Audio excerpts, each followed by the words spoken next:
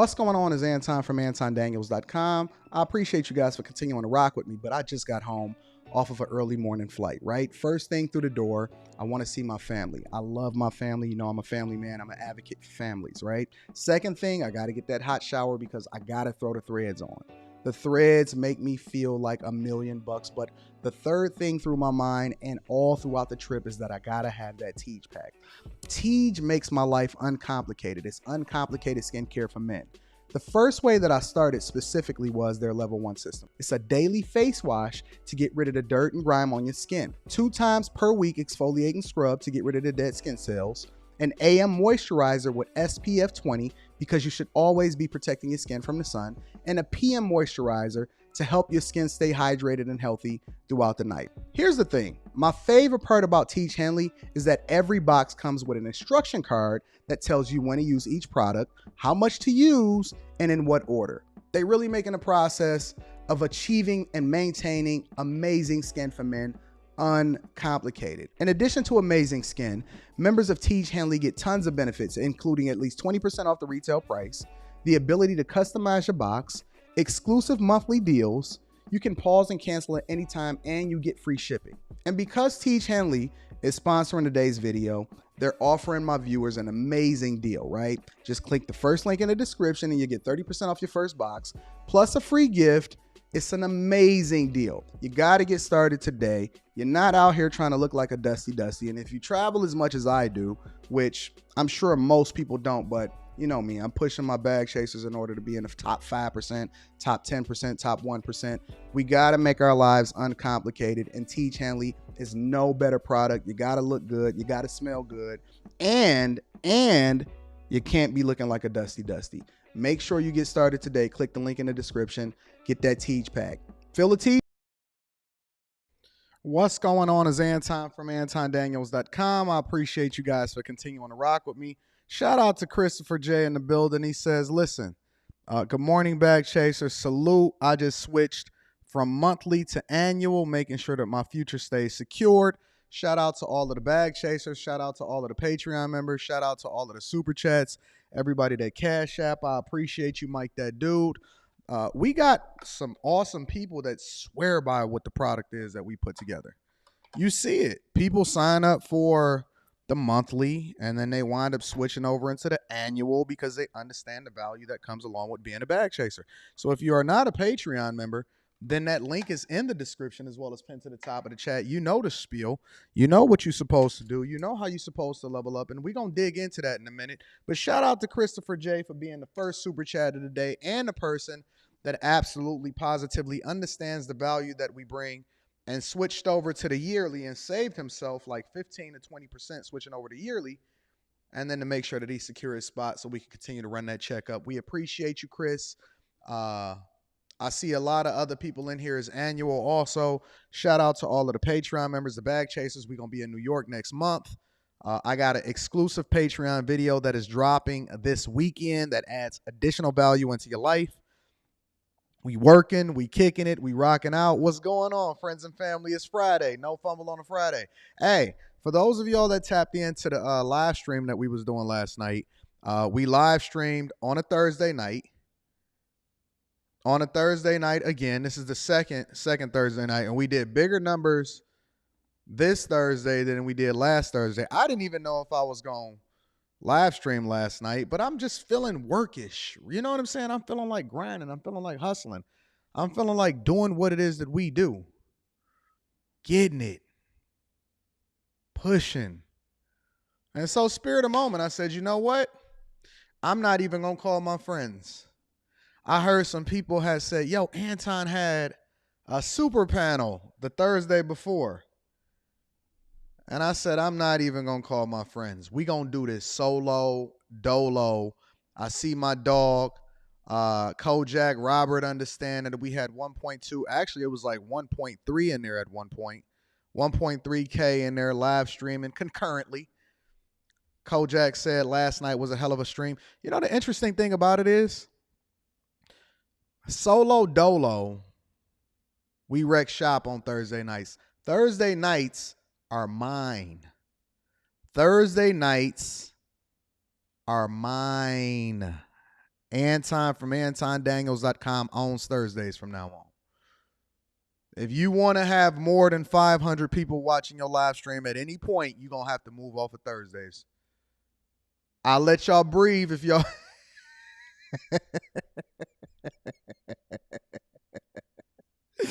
I'll let you niggas breathe if y'all want to move on any other day than Thursday. But Thursdays is mine. That's my offer. Take it or leave it. That's my offer. Take it or leave it. Thursdays is mine. Thursday, I own fucking Thursdays from now on in this space.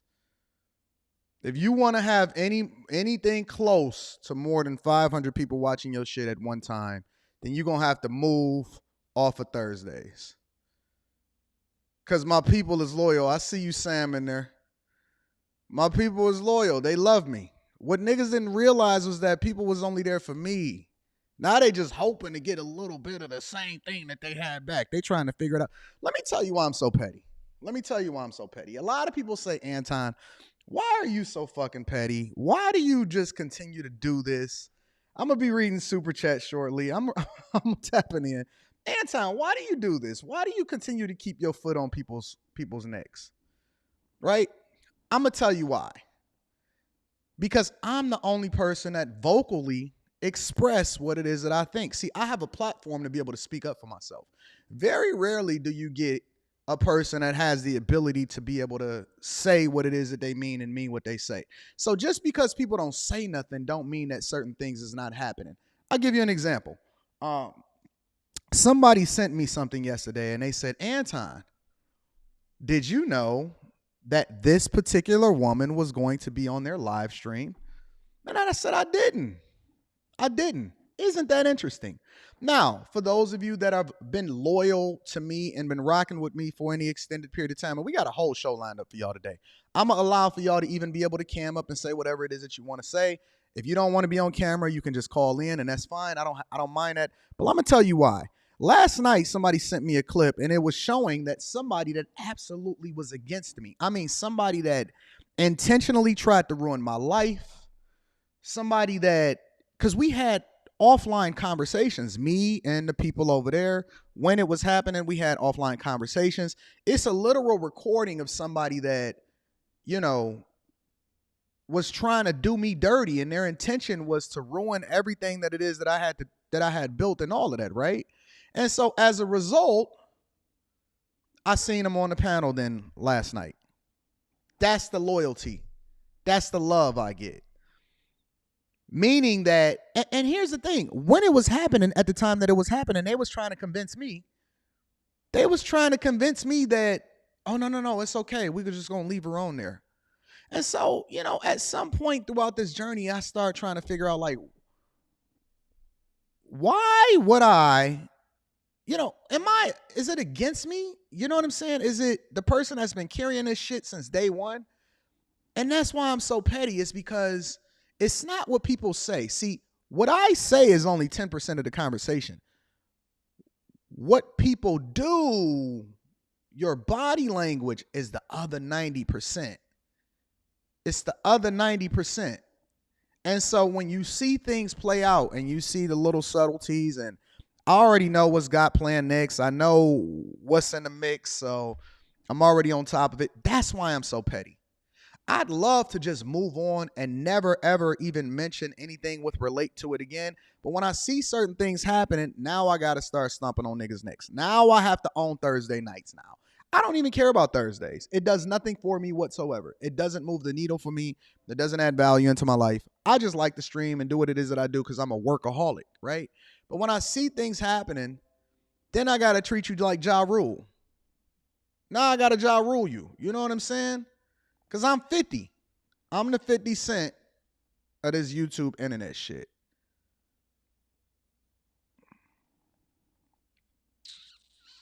And you young buck.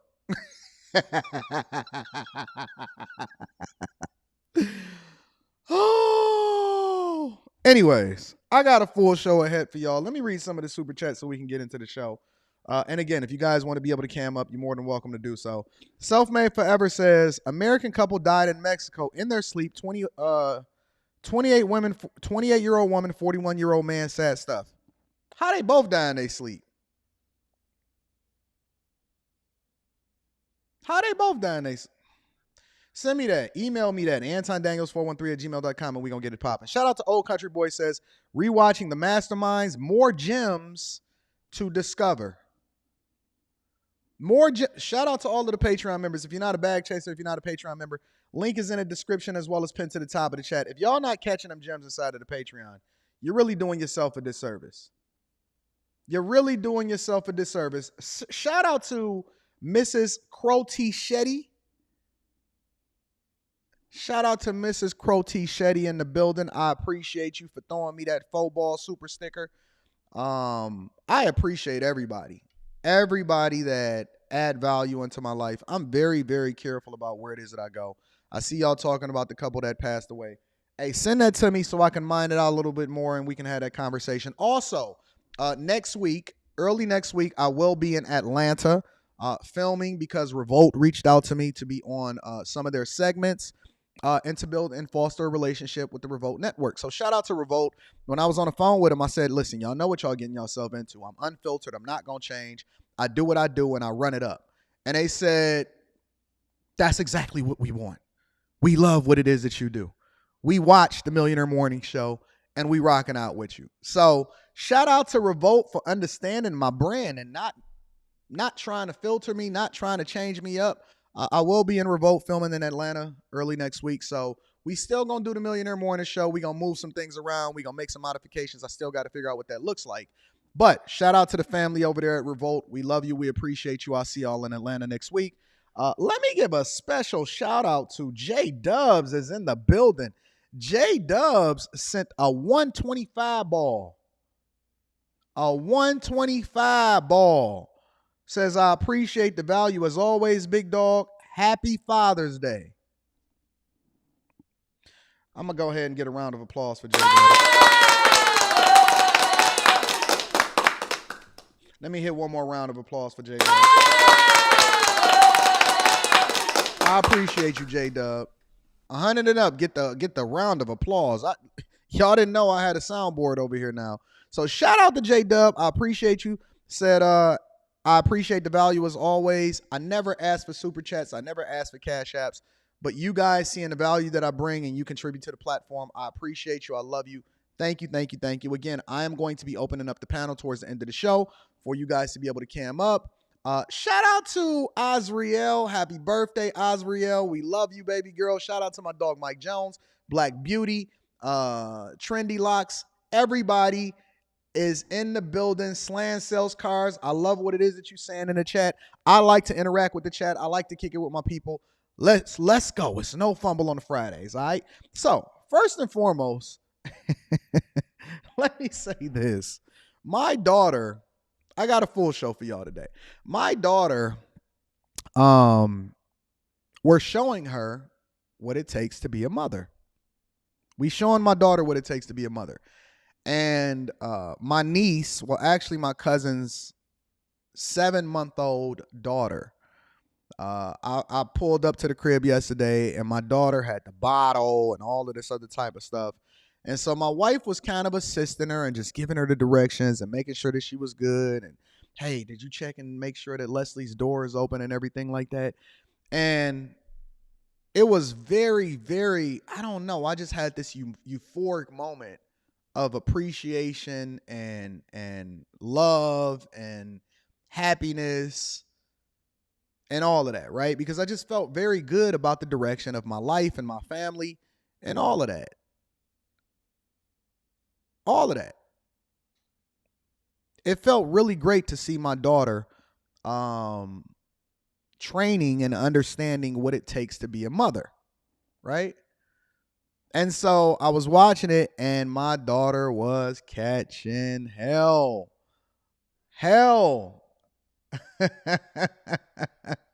This morning. And she's a very good girl, like the baby. She's a very good girl. And but I wanted her to see, and I think that this is a very, very, very good exercise because I want her to see what it takes in order to be a mother. See, what happens in our community a lot of times is we don't really understand what it takes and people are just having babies and they opening up their legs to different people. But life experiences will teach you, especially if you like. What's up, baby? Hi. How you doing? Good. How's your baby over there doing? She's sleeping. Way to start off your summer vacation, huh? Yeah. So how did you sleep last night? It was okay. All right, I'm on a live, but so you said it was okay? Yeah. It was kind of hard. What was hard about it? She kept waking up and making noises. And I didn't want to like hit her or anything while I was sleeping, so I had to sleep light. You had to sleep light. Now Leslie, my baby, sleeps like a wild monkey fusa. I don't know what the heck Leslie be in there doing, but she be fighting in her sleep and stuff. And so you had to sleep super light because you had to make sure that the baby was taken care of. Yep. When I called your mama earlier this morning, I heard the baby in the background making a bunch of noise. Did you already feed her? Yeah. I just did again. You tired? Yeah. You can't turn it off though. That's what happens when you have a kid. You can't turn it off. I know. That's the hard part. Do you like it? Do you like being a makeshift mother over the weekend? Yeah, it's fun, but I don't want kids on my own though. Oh, you so sweet. All right, I was just calling to check on you. All right. All right, bye-bye. All right, love you. Love you too, baby. Bye.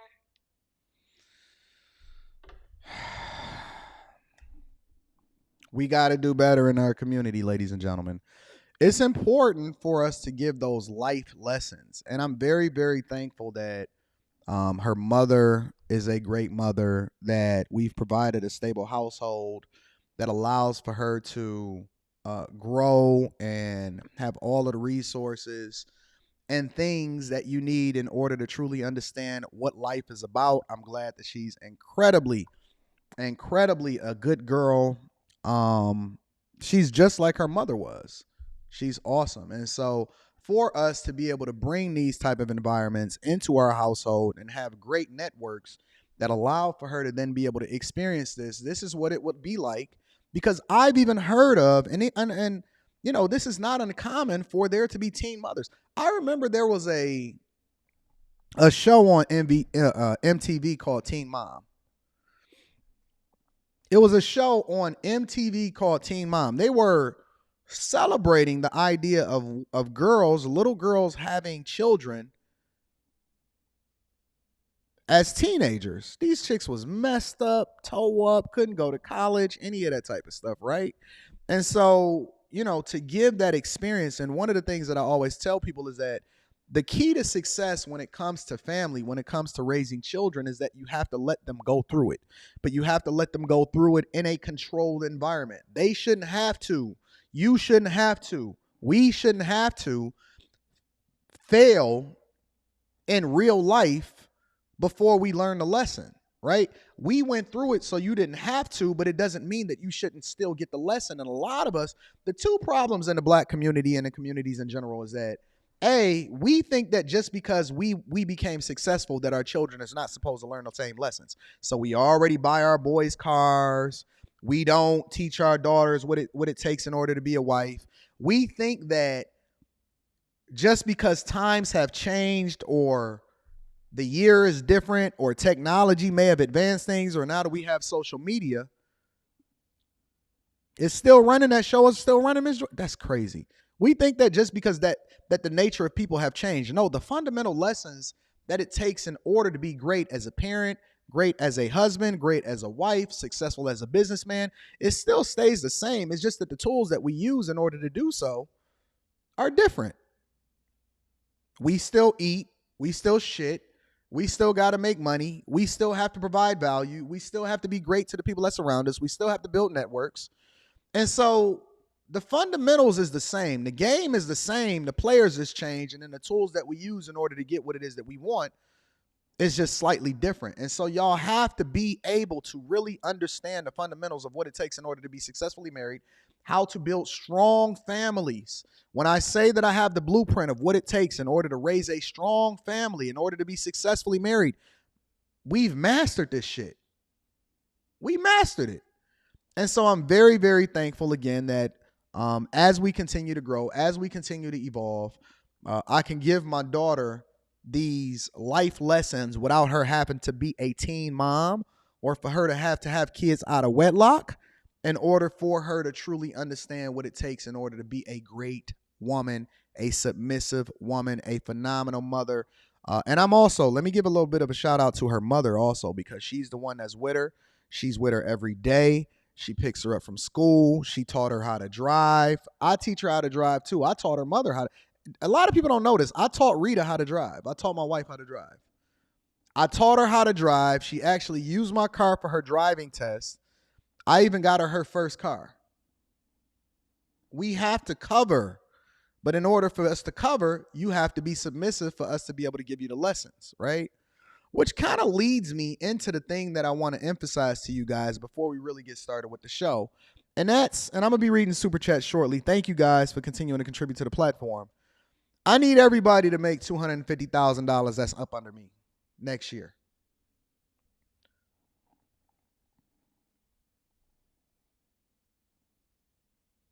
Is the expectation too high? Yes, we're going to get into the whole Biden White House thing. We're going to get into black women in Chicago and how they suffering the most. We're going to talk about Conor McGregor. I'm going to let you guys be able to pull up on the panel. You can even hold me accountable for saying that you want me to lower my expectations for what I want you to earn next year. I need everybody to make 200. Anybody that's up under me, right? Anybody that's up under me, I need y'all to make 250 bands. Not for me, for you. I see you, Ray, saying wait. Mel Duke is saying no. Mary is saying will do. Come on, fellas. Come on. Don't tell me that my ladies is in here talking about they ready to rock out and they willing to do it. And Ray is over here talking about too high. It's easier to get into heaven. So y'all just content with being dusty dusties for the rest of your life. I see you, Cliff. I see you, Big Suggs. Let me emphasize this one more time. And let me give a little bit of clarification. Christopher Stevens said net or gross. Well, here's the caveat to the net or gross conversation. If you are a bag chaser, if you're a Patreon member, even if you are just a regular viewer of what it is that we do here on the Millionaire Morning Show, you should understand that it doesn't matter that it's gross, because the lessons that we teach you within the Patreon should allow for you to get the tax benefits that come along with being a business owner, right? So your earnings, whether it's W-2, and listen, I didn't put a caveat on it. I didn't say, listen, I only want you to make $250,000 as an employee. I didn't say I only want you to make $250,000 as a business owner. I want you to make 250 bands total. Now you make that 250,000, I'll show you how to keep the overwhelming majority of it. If you make 250,000, I'm going to show you how to keep the majority of it. So we're not going to worry about if it's net or gross. Because the very idea that you having a conversation about whether it's net or gross shows me that y'all not really paying attention to the mastermind sessions, that you're not having conversations with people inside of the Discord. The link to the Discord is attached to any of the most recent videos inside of the Patreon, right? The fact that you're having this conversation about net or gross versus having a conversation about your AGI, your adjusted gross income, shows me that I got more work to do. I got more work to do. I got more lessons to give. We got more businesses that we need to fund. We have more real estate that we need to purchase. We have more conversations that we need to have about how it is that you keep the majority of your wealth and then what you do with that 250. Now, there's so many other factors that go along with this, right? But my expectations right now is for you to make it, because before we can even have a conversation about what it is that you keep, before we have a conversation about what it is that you keep, you need a bigger shovel. You need a bigger shovel, all right? Now, I can show you how to keep the majority of it. I can show you how to get the write-offs. I can show you how to start the businesses, how the businesses should be closely aligned with what it is that you do great in your lifestyle. I can show you how to finesse that. I can tell you how to multiply it. I can show you what it is that I do from an investment perspective to be able to build and double it and triple it. But you got to have a foundation.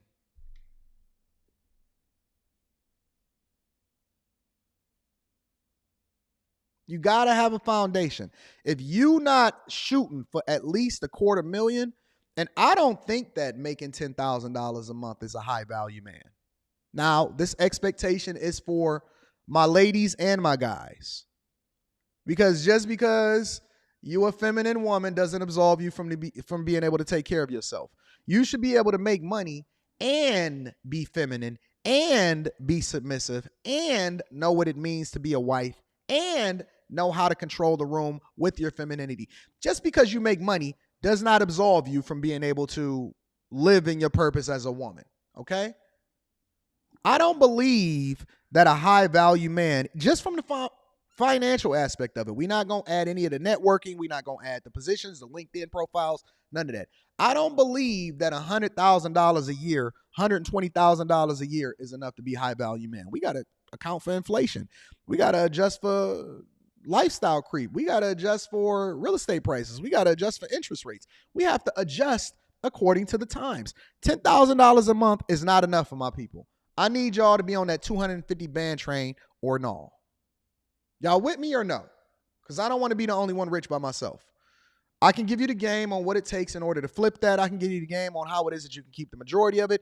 You know, you're taxed based off of your adjusted gross income, not what it is that you gross. So even if you're giving a lot of your money over in taxes based off of your W-2 initially, you're going to get the majority of that back if you just go ahead and implement the lessons that we got inside of the Patreon. Or if you need to kick it with me personally, we can have that conversation. But I need us to raise our expectations because I'm so tired of hearing this $40,000 number. You can't do nothing on 40 unless you just now getting into college or you making a sacrifice in order to take the classes to invest in yourself or something like that. You can't do nothing on $40,000. Why is our expectation so low within our community? Why we got to live off of 40 bands? 40 bands? My G. You can't even pay your rent in most cities off 40 bands and still feed yourself effectively. Why is our expectation so low for our community of what it is that we supposed to have and how much we supposed to make? I ain't say nobody owed it to you. I ain't say that you deserved it. I said I need you to go make it legally. I don't want you finessing. I don't want you doing no PPP loans. I want you to go out there and get it how you live. You know what you're great at. You know your ability to be able to do it. Most of y'all have capacity, but you're just sitting around doing nothing on a regular day, on a regular basis. You got 24 hours in a day. You probably sleep for about 6, 7, 8 of them. That means that leaves you with somewhere around 16, 17, 18 hours a day to go out there and kill it. And you're not doing anything but chilling. Listen, if you're playing an overwhelming majority of your video games, just put it down for like 6 months. And the reason why I said I want y'all to do it next year is because I want you to work into it. I don't want you to wait till next year till you start to gear up and put yourself in a position to start making it. I'm saying that we in June. You got 6 months left to start to gear up and put yourself in a position to really start making that money. And money is not necessarily the goal. It's the fact that now you're going to have options. Now you'll have the ability to be able to get yourself out of debt. Now you have the ability to really be able to make some moves and then put some money in some spaces that'll make money for you long term. Then you'll have the ability to be able to pay off that debt so that you can then put your daughters and your son through college and they're not begging for student loan forgiveness in order for them to be able to thrive. Now you got some wiggle room to where you're not operating under duress and making the worst decisions because you know that this is your only option. So you got to take that high interest credit card or you got to get this repair done with this high interest credit card. And now they got their thumb on your neck because you only making $40, $50, $60, $70, $80,000 a year. Now you can start having some conversations about, okay, look, we not in survival mode anymore. We in thrive mode. We don't want to pay all of those taxes anymore. How do we prevent ourselves from doing that by investing in ourselves more, investing more into our businesses? I want us to start having conversations a little bit differently than just looking at it from the bare minimum. Stop putting ourselves in a position where we have to vote based off of these bad policies, hoping that somebody saves us from ourselves or gives us something in order for us to level up. Why we can't think differently, why we can't move differently, why we can't have greater expectations for ourselves than just the bare minimum of what it is that you think is acceptable in society. Why do we base our average, or why do we base what we think is normal off of what the lowest common denominator is? Why do we compare ourselves to other people that are below average? When I hear people even state the stat and they say, well, most black men only earn between $40,000 and $47,000 a year. What about most men? What about the top 5%? What are their average? What is the top 1%? Do you know that I used to research what the top 1% made in every single state so that I can then not only compare to what it is that they're making in Michigan, but I want to know what the top 1% is making in New York. I want to know what the top 1% is making in Miami. I want to know what the top 1% is making over there in the UK. I want to know what the top 1% is making over there in China. I'm not comparing myself to the lowest common denominator in order to be the biggest fish in the smallest pond. I want to know what your pond look like. And are you swimming in a lake, and is it an ocean over there? Right? Why do we always subject ourselves to based off of something that we can't control? You can't control what color you was born. You can't control how tall you are. You can't control whether you're a woman or a man, but you can control the outcome, right? Life is 10% of what happens to you, 90% of how you react to it. And we need to stop being the bottom of the barrel. I don't even want y'all to look at yourselves as just black or just white or just a woman or just a man anymore. I want you to look at yourself way differently than that. I want you to look at yourself as a part of the tribe, okay? If I'm the leader of what it is that we building over here, then that means I got to be at the top of the pack, which means that I can't sleep. Because if I'm leading the way, then that means that y'all got to chase me. And if y'all chasing me, let's say you don't even hit that 250 mark, because I'm very much expecting for y'all to hit that 250 mark. Let's say you don't hit that 250 mark, right? Hopefully you hit the 200K. Hopefully, listen, worst case scenario. Let's say you do it my way, and you trend towards that 250, and you grinding and you hustling and you making informed decisions, and you're not taking on any more debt, and you really, really focused on what it is that you got to do. I guarantee you that if you chase that 250, at the very least, you're going to make more money than you've ever made in your entire life. Worst case scenario, you're going to make more money than you ever have in your entire life. Do we got a deal? So we can get into the show? Because I want to set the expectations. Half of the year is gone. Half of the year is gone. For those of y'all that's on the Patreon, you've seen some of the numbers off of one of my businesses as far as what it is that we've generated. One business alone, you've seen the numbers, you've seen the receipts, you've seen what it is that I make, you've seen what it is that I generate on my W-2s, you've seen what it is that I make from my media companies. One business alone, this year we've already eclipsed 3 million. Already eclipsed 3 million. And you also see what it is that I'm paying taxes. I don't think that I'm asking for too much to say that, hey, at the very least, shoot for 250. Worst case scenario, you make more money than you ever have in your entire life. I'm going to be the pace. I'm going to set the pace. When I was talking to my homie one time, shout out to my dog. His name is Sean Harness. We graduated. Kojak knowing. You know who Sean Harness is, Kojak. I was talking to Sean Harness one time, and this might have been like 7-8 years ago. Maybe even more. It might have been more than 7-8 years ago. I don't even know if Sean got my new number. I was talking to Sean Harness, and we was having a debate. It was just me and him. And then we're going to get started with the show because I got to be able to drop the link for y'all to cam up. And we were having a debate over fast growth or slow growth. And I was debating that with him. I said, yo, Sean, slow growth is the way. And he said, no, Anton, we need you going to have to scale faster and all of this other type of stuff. And so we comparing. I went to his wedding down there in Houston, right? And one day we was having a conversation, and I said, yo, it's no reason why we should not be making at least $1 million a year.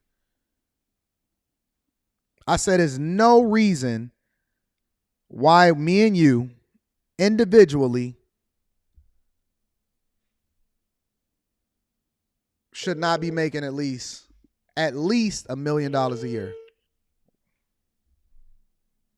No reason for that.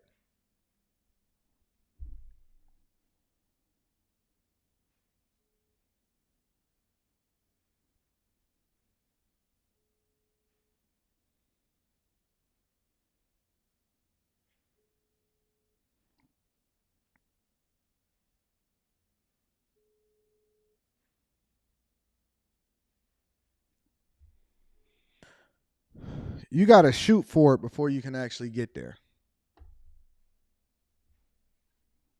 If you can't visualize it, then you're never going to get there. Let me read some of these super chats and then we're going to go out from there. Because I see y'all out here bag chasing. It's on a Friday and it's a no fumble on a Friday. Shout out to catching you live for the first time. Shout out to LBH Anike. You look so lovely in that picture. I appreciate you, love. Thank you for the 2-ball. Thank you for contributing to the platform. We absolutely highlight and show our appreciation for everybody that contributes to the platform. So I love you. I appreciate you. Thank you, my love. Let me also give a special shout out to the 50. Listen, 50 balls and up. I'm going to get Sibling Rivalries is in the building. Said happy Father's Day to all my fathers in the chat. Stay up and enjoy. Shout out to Sibling Rivalries in the building. I appreciate you. Thank you for the 50 ball. Thank you for contributing to the platform. I don't ask for super chats, but you guys absolutely bless me.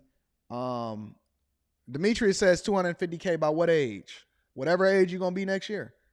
You know what I'm saying? Whatever age you're going to be next year.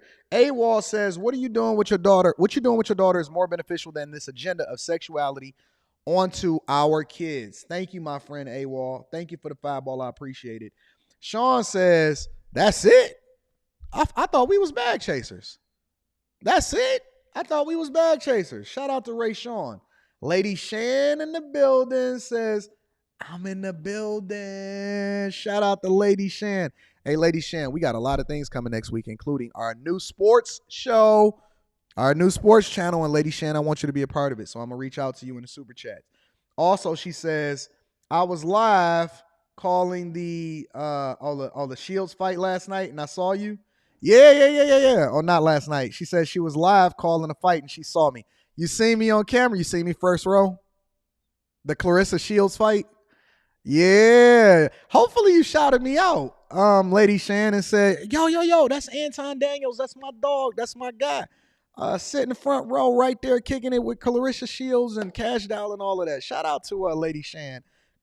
Lady Shan is going to be my official boxing analyst for the new sports channel that we launching next week. More details to come. Shout out to Persevere Data TV in the building. Said we move a little differently over here. Everyone can get that bag with the 50 ball. Shout out to Persevere Data TV. I love you. I appreciate you, my guy. One of my people that I coach, and he is absolutely killing it financially. So Persevere Data TV, I might have to adjust yours a little bit because you already passed that 250 mark. So I got different expectations. For all of my 250 years already, for everybody that's over $250,000 already, I got different expectations with y'all. I'm going to tell y'all what that is inside of the Patreon. Wealth Building Journey says, aim for 500 stacks. $250,000 is a bit low. See what I'm saying? They feel like I'm doing them a disservice. What we realize and achieve is a direct result of what we think is possible. Shout out to the Wealth Building Journey. I appreciate you. Demetrius said 250K by what age? Whatever age you are. See, Demetrius be acting dusty. Demetrius, I need you to get on board with what the fuck we got going over here on the Bag Chasers. Demetrius, I'm going to need you to get on fucking board. The expectations for you is no different. You a grown man. You can do the 250. Shoot for 250. Worst case scenario, you make more money than you ever have in your entire life. That's my expectations for you, Demetrius. I'm not changing it just because you. Paul the Baptist says, shout out from the West Coast here in Venice Beach. Keep up the good work, my brother. I appreciate you, Paul the Baptist. Thank you for holding me down. My dog Aaron is in the building, says peace and blessings. 250K? Nah, 250 mil is the goal. 250 mil is the goal. Shout out to Aaron. I'm going to be watching him on my new sports panels that I'm going to be doing over there on the new channel. I'm going to be announcing that soon. Let's get into the show, reading super chats throughout the show. First and foremost, we got a problem in the White House, ladies and gentlemen. Not only is our president unable to effectively find his way across the lawn once he get off the helicopter or all the way across the stage without fumbling and falling, we got a problem in the White House, ladies and gentlemen. And I want to share this with you guys because I don't want you to be alarmed. I want you to know what's going on out here in our White House. And in order for me to do that, I got to share a video with you guys. Y'all ready? Let's get it popping with the show. I'm going to be opening up the panel. For anybody that has a question, or if you got smoke, whatever it is that you feel, you will be able to cam up and tell me what your thoughts are throughout the show. Tonight, the White House at the center of the latest Pride Month controversy. Welcome to the White House. Thank you. Saying transgender activist Rose Montoya is now barred from future events. It all happened at what was the largest Pride celebration in White House history. Happy Pride Month. Montoya posting a reel on Instagram showing her at the event, shaking hands and posing. Now look at this. Look at our president, y'all. Look at our leader. Look at our leader, y'all. Taking selfies and opening up the White House for agendas.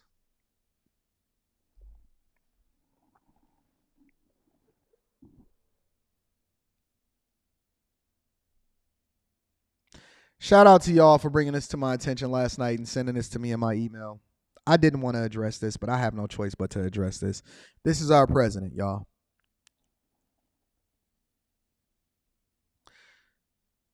If you don't understand that they will do anything to stay in office and remain in power, and one of the reasons that they did this was because they understood that they can get a whole new demographic of voters to support their agenda.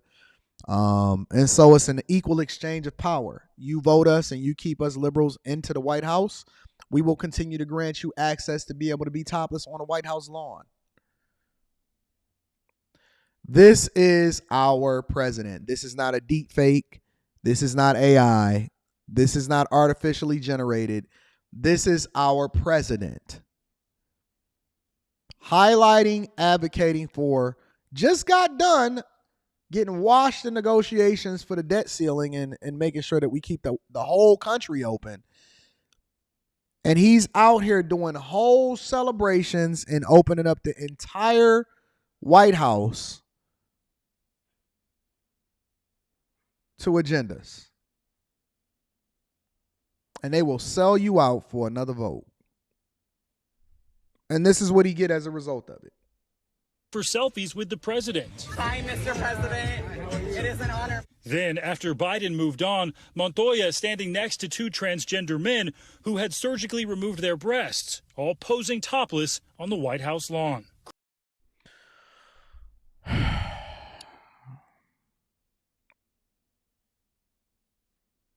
The forefathers of this country has to be turning over in their grave right now. The forefathers of this country has to be turning in their grave right now. And you know what the worst part about this whole conversation? I don't know if this shows the dysfunction within black people or the black community or what. But do you know that this whole heavy push started with the first black president? Remember when Jay-Z and Diddy and them was all doing the vote or die, and y'all was going, listening and watching 106 in Park and all of this other type of stuff, top of the recession, ain't nobody had no internet connection no more. We had to all go over into the latest local cafe in order to get our good fast internet connection. That's where Starbucks really capitalized, and all of these coffee shops. You had to go to a coffee shop to really get that good internet connection. It wasn't that we wanted to go to coffee shops. It was that everything was fucked up at the crib and we didn't have no money. So we all went over to the coffee shop, or we stayed on campus, or we continued to go to the local libraries and all of that stuff in order to get that good internet connection. Diddy and them was water waving on camera, trying to make sure that they get in, we get this president elected. This is the repercussions of your actions. Now, they out here going topless on the White House lawn. Critics taking to the internet in outrage. The White House then responding, saying the behavior was inappropriate and disrespectful. It was unfair to the hundreds of attendees who were there to celebrate their families. It really does not reflect the event that we hosted. Adding that those in the video will not be invited to future events. But Montoya taking to TikTok to defend her actions. I would just like to say that. I'm sorry. Why is that voice not a reflection of what it is that you look like? Oh, I know why. Would anybody else like to guess why? So the voice that whatever this person's name was using when they were having a conversation with President Biden. Let's rewind it. Let's see for ourselves. Latest Pride Month controversy. Welcome to the White House. Thank you. Saying transgender activist Rose Montoya Shout out is to now Batman. barred from future events. It all happened at what was the largest Pride celebration Reading that super chat shortly. Shout out to Batman. in White House history. Happy Pride Month. Montoya posting a reel on Instagram showing her at the event, shaking hands and posing for selfies with the president. Hi, Mr. President. You hear that voice? Now, you're not going to fool me. I could tell in the voice and the octaves and all of that other type of stuff, right? But then this is what happens when they get on TikTok, right? Taking to TikTok to defend her actions. I would just like to say that, first of all, going... Yo, what up, though? Yo, I just want to say that, I don't understand why the White House... Hey, Mr. President, how you doing? I'm part of the White House. Yo, I just want to say that, I'm sorry. I don't have my other voice on today. I just want to say that I'm not sounding like Shaq. Now you want to get on here sounding like Shaq in order to be able to address us accordingly. They don't have the surgery for that yet. We can't fix the Shaq voice. Yo, I just want to sit here and have a conversation. I just want to say that I don't understand why they banned me from the White House in the first place. I ain't even that type of person.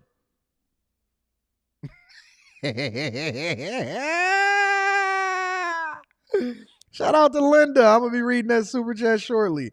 Let me back up and get the whole statement. Events, but Montoya taking to TikTok to defend her actions. I would just like to say that, first of all, going topless in Washington, D.C. is legal. Why is my chest now deemed inappropriate or illegal? Now, listen what's happening right now, right? Thank y'all for the super chats. I'm sure gonna read the super chats. This is what happens. It's a genie that is completely out of the bottle, right? Because it wasn't enough just for acceptance. It wasn't enough for you to be able to get all of the benefits and get marriage and all of this other type of stuff. Now you get the pension, right? The alphabet community gets more financial incentives, rights, pension, healthcare coverage, and all of that than a lot of y'all that's just in relationships. That just shows you how fucked up we are as a community, how fucked up we are as a country, and how fucked up y'all are as voters and people that continues to push this agenda on this.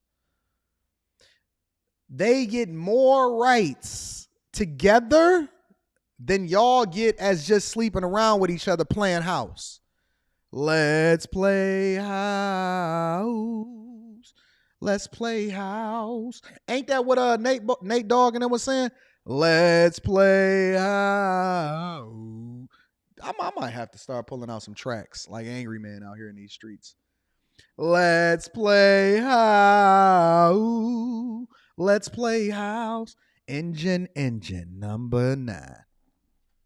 They're getting more benefits. Listen, if the person that you sleeping with, your baby daddy died, you don't get the pension, you don't get the healthcare coverage, you don't get the 401k, you don't get the life insurance, you don't get nothing. You don't get anything. If their person passes away, they get everything. They get the life insurance. They get all of that. Shout out to Sibling Rivalries. We're reading that super chat shortly. But it's not enough for just acceptance. Now they're going based off of the same thing that y'all saying. They're saying, it ain't illegal for me to be out here showing my chest out here on the White House lawn. How come y'all sitting here persecuting me? Why you won't accept what it is? It's not enough for you to be able to get a celebration on the White House lawn, for you to get the benefits, for you to get the marriage, for you to be able to do whatever it is that you want to do with your body, whenever you want to do it. It's not enough for you to be able to say what you want to say and do what you want to do. Now you're persecuted because we're banning you from being able to do whatever the fuck you want to do when you want to do it on the White House lawn, and you out here shaking hands with Biden and then pulling out your breastises. Listen to what they're telling you. Why is my chest now deemed inappropriate or illegal when I show it off? However, before coming out as trans, it was not. I had zero intention of trying to be vulgar or be profane in any way. It's just the latest flashpoint surrounding Pride Month. Target has been in the spotlight with conservatives complaining about its Pride merchandise. And then after pulling some of it off the shelves, citing the safety of its employees, the store found itself under fire from LGBTQ advocates. The controversy now going I can't be topless on the White House lawn. I can't be topless on the White House lawn. They didn't arrest. All they did was ban you. They say, listen, you just can't come back, fam. They didn't arrest. They tiptoe around you. They make sure that you're not offended and all of this other type of stuff. You know why? You know why? I ain't got to say it. beyond debate as NBC News has confirmed bomb threats related to LGBTQ issues. Let me go out there after I just got done hooping and just start. You know how y'all do when y'all get done hooping. First of all, I'm going to need you to put a shirt on. This is not 1999. Put a shirt on when you hooping. All right? Put a shirt. We don't want to see you like Sandy Lyle out here. This is not the cable guy. We is not playing prison rules. This is not shirts versus blouses. I need you to put a shirt on when we hooping. That's A. But let's just say, for example, we get done hooping. You know how we do. You know, we take their shirt off or whatever. Oh, man, I got to get a drink of water or whatever. You do go hoop and then go walk on the White House lawn wiping your head with your shirt and thinking that it's cool. They're going to tackle you, fam. Secret Service going to be on your ass. Have y'all ever been to the White House? The first time that I ever went to the White House was for the D.C. meetup. Me, Brittany B, Rita, we was all walking down and we went to the White House or whatever like that. And thankfully, we got a connection. And the guy was like very, very cool. And he was like, yo, I can give y'all the tour and everything like that. And he was actually a police officer and he wanted to be in a part of the Secret Service, right? But if you take a look at whatever it is that's happening on top of the White House, they have snipers that's walking on the roof. They have snipers walking on the roof of the White House. Now, while all of the crazies is outside of the gate protesting and doing all of the dumb stuff and getting into fights and getting arrested every single day, you can't come on that White House lawn acting no fool. But they can. They can. To multiple Target stores in at least 5 states, according to the local police departments involved in these incidents. There's something going on, but they're not telling us. Customers confused you know what's as going some on. were evacuated over the weekend from this location in Oklahoma City after a threat was sent. Some of the workers don't even know what's going on. Police said no explosive devices were found, but a message sent to local news outlets, including NBC affiliate K4, had the date of the Oklahoma City bombing included. In Louisiana, police saying the threat stated it was, quote, due to Target betraying the LGBTQ plus community. It's not clear what the motive was behind the other threats. Target telling NBC News, quote, the safety of our team members reading super chat shortly. Priority. Law enforcement investigated these claims and determined our stores are safe. Our stores are currently open and operating regular hours. And Target, not the only company in the middle of a Pride firestorm. Bud Light's sales struggles are well known now after a promotional post from a trans influencer. I got some Bud Lights for us. Now, country music Hall of Famer Garth Brooks addressing critics after he said his bar will serve Bud Light. We're going to serve every brand of beer. We are. Some upset with Brooks's remarks vented online, but the music star not backing down, defending his decision on a Facebook live stream. So here's the deal, man. If you want to come to Friends in Low Places, come in. But come in with love. Look at the flag. Look at the rainbow thing behind him. They've infiltrated our last line of defense was country music. It wasn't rap. Rap didn't sold a long time ago. Young Thug was on there with a dress. Lil Nas X is out here in these streets. Our last line of defense was good old white people, country music. And now you got Garth Brooks standing firm. Okay. All right. I just wanted to bring awareness to this to help you guys to understand what it is that you guys are facing as we continue to go down this road into hell. I just want to help y'all to understand exactly what's going on out here. All right. Let me go ahead and read some of the super chats, and then we're going to continue on with the show. Because we got a couple of the subjects that we want to tackle before we really open up the phone lines. Shout out to Batman 4000 plus 11 says, I'm 32 and a bag chaser. I accept your $250,000 challenge. And I look forward to sending you $2,500 by this time next year, you versus you. Listen, I don't want one dime. Don't send me $2,500. Show me $2,500 additional dollars, and I'm going to show you where to invest it for yourself. I know a lot of people always say, and they call me even when we on coaching calls, and they say stuff like, Anton, you've helped me. I doubled my income. I tripled my income. I did this. I did that. I got these investments. I'm doing really well. And a lot of people will tap into me and say, how can I pour back into you? How can I add value into your life? I'm going to tell you the same thing that I told them, Batman, by reinvesting in yourself. The greater you are, the greater tool you become for us to be able to use, for us to be able to level up and really do some great things. All right? I appreciate the super chats. I appreciate the cash apps to showing appreciation for the show, to continue to support what we're doing. But I don't want y'all to give me no additional monies unless I'm offering you a service that you then get value out of. All right? The best way for y'all to really be able to support me is to support you, because then you become a stronger ally in the network for us to be able to do some great things. But I do appreciate the gesture. Shout out to Linda. Linda is in the building. I appreciate you, Linda. Linda says they didn't do their research. They flash. I agree.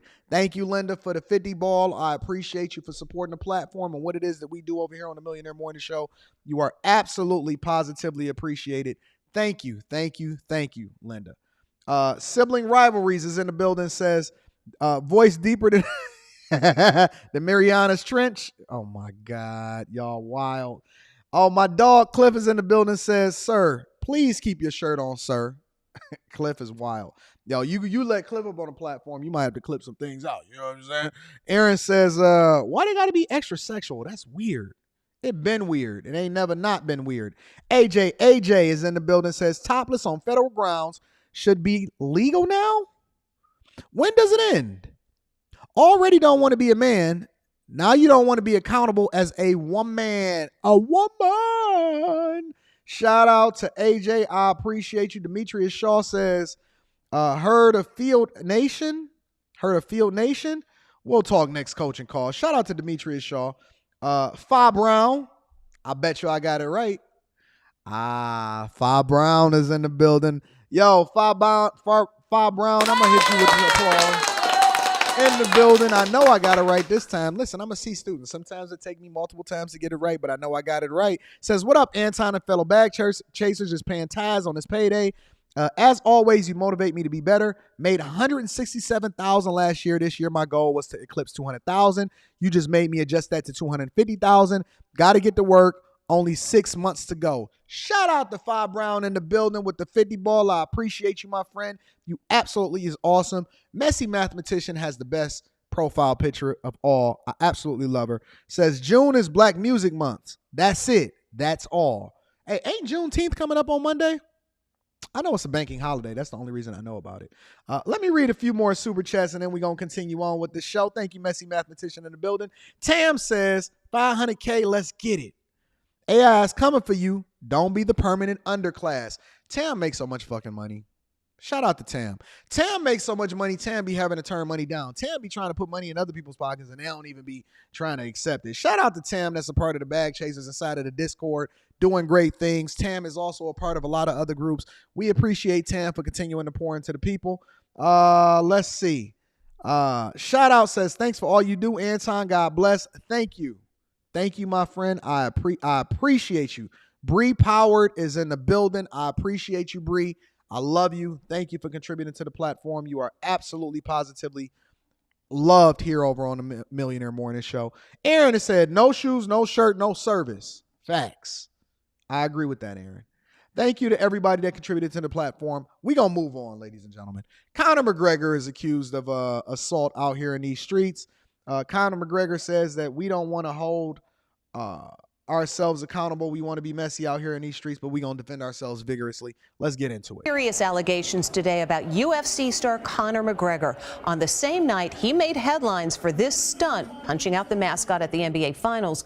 A woman says McGregor violently sexually assaulted her in a bathroom at the arena. Now, as Stephen Fabian reports, McGregor's reps are denying the allegation. Wait a minute. UFC. We're not going to ignore the emphasis on violently. We're not going to ignore the emphasis on.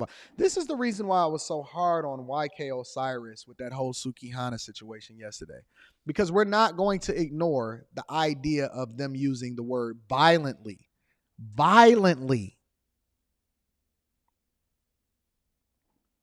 Sounds like a payout. You know what that sounds like to me? It sounds like a payout. It sounds like somebody is trying to get some money. I know what y'all say. I know that y'all try to get me to Anton, believe all women. When a woman says something, you have to absolutely believe her. But what if it was your daughter and all of this other type of stuff? I don't. I'm sorry. And one of the reasons that I don't is because so many of you guys have ruined it for yourselves that it's practically impossible by default for me to just believe all women. It is. It's very, very difficult by default for me to just believe all women. Very difficult. Shout out to Sandra Davis. I'm going to be reading that super chat shortly, but let me go ahead and continue to play it. UFC superstar Conor McGregor is being accused of sexually assaulting a woman at the NBA Finals. It reportedly happened the same night McGregor punched out the Miami Heat's mascot. Now a woman is coming forward to claim the 34-year-old McGregor sexually assaulted her in a VIP bathroom. The allegations are detailed in a letter sent to McGregor and the NBA. It claims he aggressively kissed her, then committed an act of sodomy. He also spat on the victim, aggressively grabbed her, and pinned her up against the wall. Hold on. Those are some very, very, very, very, very, very egregious accusations. Let's read this. Aggressively kissed her. Did he kiss her like YK Osiris or something? Aggressively kissed her. Act of sodomy. Do y'all know what that is? Let me read the definition specifically for you because I don't want to misconstrue exactly what that is. Let me read the definition for you.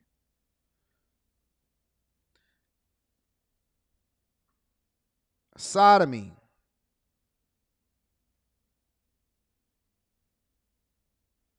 According to dictionary.com, it's anal. Any sexual contact other than heterosexual but vaginal intercourse. So basically you taking them from the back. So you telling me that, okay, so this is the accusation. At the Miami Heat game, after he got done punching out the mascot, he goes in the restroom and then a girl goes in the restroom after him. This is my translation of it, okay? He goes in the restroom, and then a girl goes in the restroom after him while he has security with him. He has security with him, okay? Let's put it all in perspective, all right? So in the midst of him having security with him, he goes in the bathroom and he starts kissing kissing this girl. And then he turns her over and then he starts busting her down from the back. He avoids the bottom hole and he goes straight to the top hole. This is what they're telling me. All right. Then while he was doing it, and this person was just a random person at the game, he wound up going, Hachoo, and he spit on her. All right. And then while he was doing it, he was aggressively grabbing her. And then he pinned her up against the wall in order to do so. And she's like, oh my gosh, I don't know what's going on. Even though there's people standing outside of the bathroom that can hear what's going on, nobody has ever heard anything, but this is what's happening. This is allegedly what was happening in a public bathroom with a girl. Oh my God, you're taking her from the bag and you spitting on me and you grabbing my waist and you aggressively grabbing me and I'm pinned up against the wall. Why this is all happening? Oh my Jesus. All right. So far, this is what the allegations are. Up against the wall. The alleged victim says she got away when she elbowed McGregor and finally escaped. So, McGregor is a UFC fighter. Hold on. McGregor, this UFC fighter. Oh my God, you're taking advantage of me in the bathroom. You're spitting on me and beating the fuck out of me. Now, McGregor is a legally one of the most deadly people on this earth.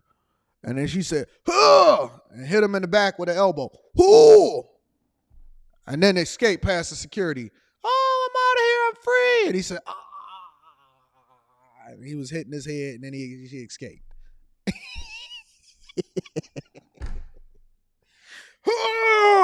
McGregor. Oh my God, he just let me free. I just got out of it. And then she ran out of the bathroom. This is the allegation. Don't look at me funny. I'm just reacting to what it is that's being communicated on the live stream. Let me rewind it one more again for y'all. One more again. All right, just so y'all can understand what's happening. He aggressively kissed her, then hey, what's up, baby girl? I seen what OK Cyrus did to Sukihana. Then he bent her over. Committed an act of sodomy. I don't want the bottom hole. I want the top hole. Okay, go ahead. He also spat on the victim.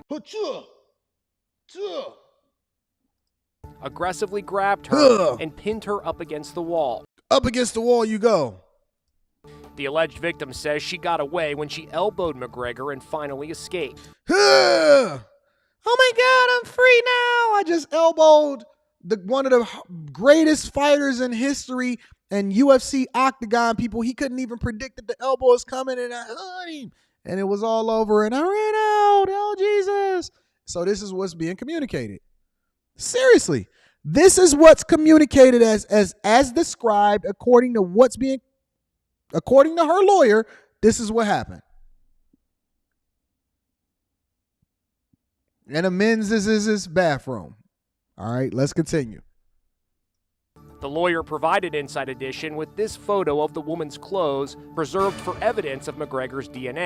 So the first thing that you did was not call the police. You didn't call authorities. You didn't get security in there. You didn't talk to the bodyguards. Nobody's seen anything. The first thing you did was preserve your clothing and hand it over to the lawyer in a sealed plastic bag for evidence. Oh my God, I just escaped one of the greatest UFC fighters of all time. Let me call my lawyer and get all of these clothes off and preserve it for evidence and give it to you in a vacuum sealed bag, and then we're going to give it over to the people in order for them to determine whatever the payout is. Come on, fam. Stop it. Y'all don't like my reenactments, Yvette? I'm going to read that super chat shortly. No evidence, no security, no police officers. I mean, dog, I was in Miami. During game 4 because y'all know I was down there with the Lambo getting my teeth done and all of that other type of stuff. It was security everywhere. I would not even drive past the arena with the heat down there because you couldn't get past a cone. You couldn't get past a police officer. It was cars everywhere. It was cameras everywhere. All of the celebrities was in the house. Then you telling me you bypassed everybody in order to get your gear over to the lawyer to get it in a vacuum seal bag so that we can get these allegations popping. All right. I'm going. Listen, this is your story. We believe in all women, so this is what we rocking with. Okay, let's go. McGregor's lawyer released a statement saying the allegations are false. Mr. McGregor will not be intimidated. Shout out to Brock. This is McGregor last night in New York signing autographs for fans. Oh, man, I want to see where – wait a minute. Do it look like he got elbowed? Let me look at this really quickly. He don't look like he got elbowed to me. I don't know. Maybe he like Wolverine and he heals quickly. For fans. McGregor has been holed up in this swanky New York City hotel on 5th Avenue all day. Now, he had been booked to be a guest on GMA 3, but bailed out just before the allegations that he sexually assaulted a woman in Miami hit the news. Conor McGregor was supposed to be with us this morning as well. Called early this morning and said that he doesn't have his voice is gone, and so he's not going to be here. McGregor has twice been accused before of sexual assault. He denied wrongdoing in both of those incidents as well. No charges were ever filed. Here's the key about this whole thing, right? Let me tell y'all something. According to the news reports, and this is what's been communicated. Here, I'll pull up a different article for y'all. Hold on. I'm going to pull up a different article for y'all because I want y'all to hear it. I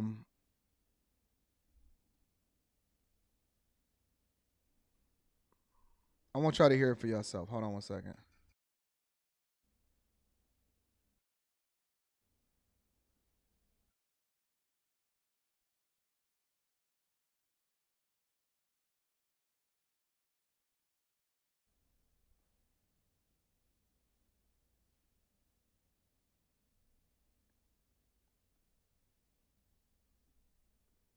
Hold on. I want to see if I can find it. I can't find it. Hold on. See if I can find another one.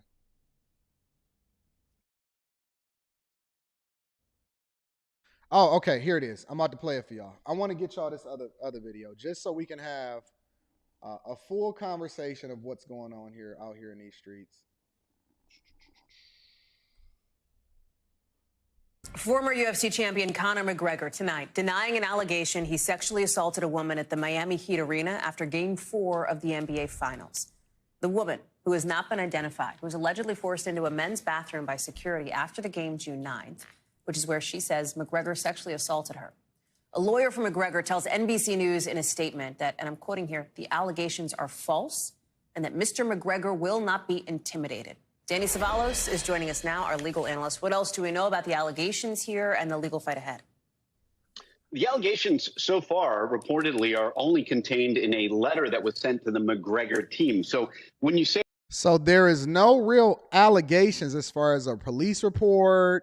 There's no kids to show that it was sodomy or anything like that. The only thing that they have is a letter. A letter. It's just a letter. Okay, cool. Let's continue.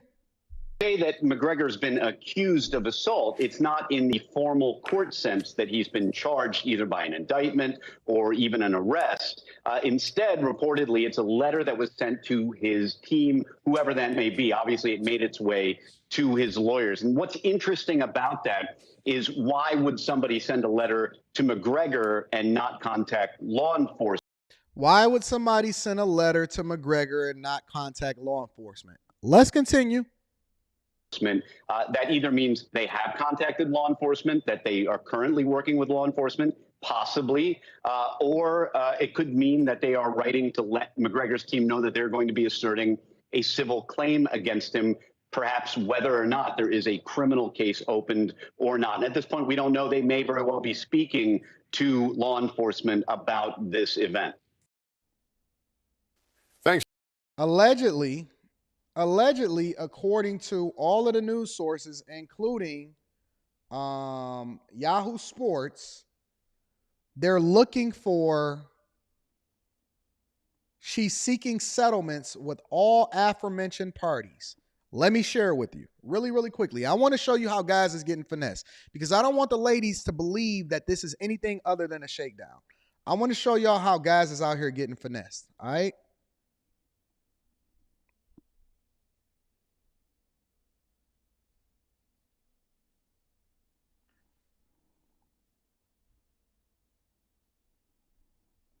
McGregor, the NBA, and the Heat all reportedly received copies of the letter which were sent following the woman's meeting with the police. She is seeking settlements. Let me say that one more time. She is seeking settlements with all aforementioned parties.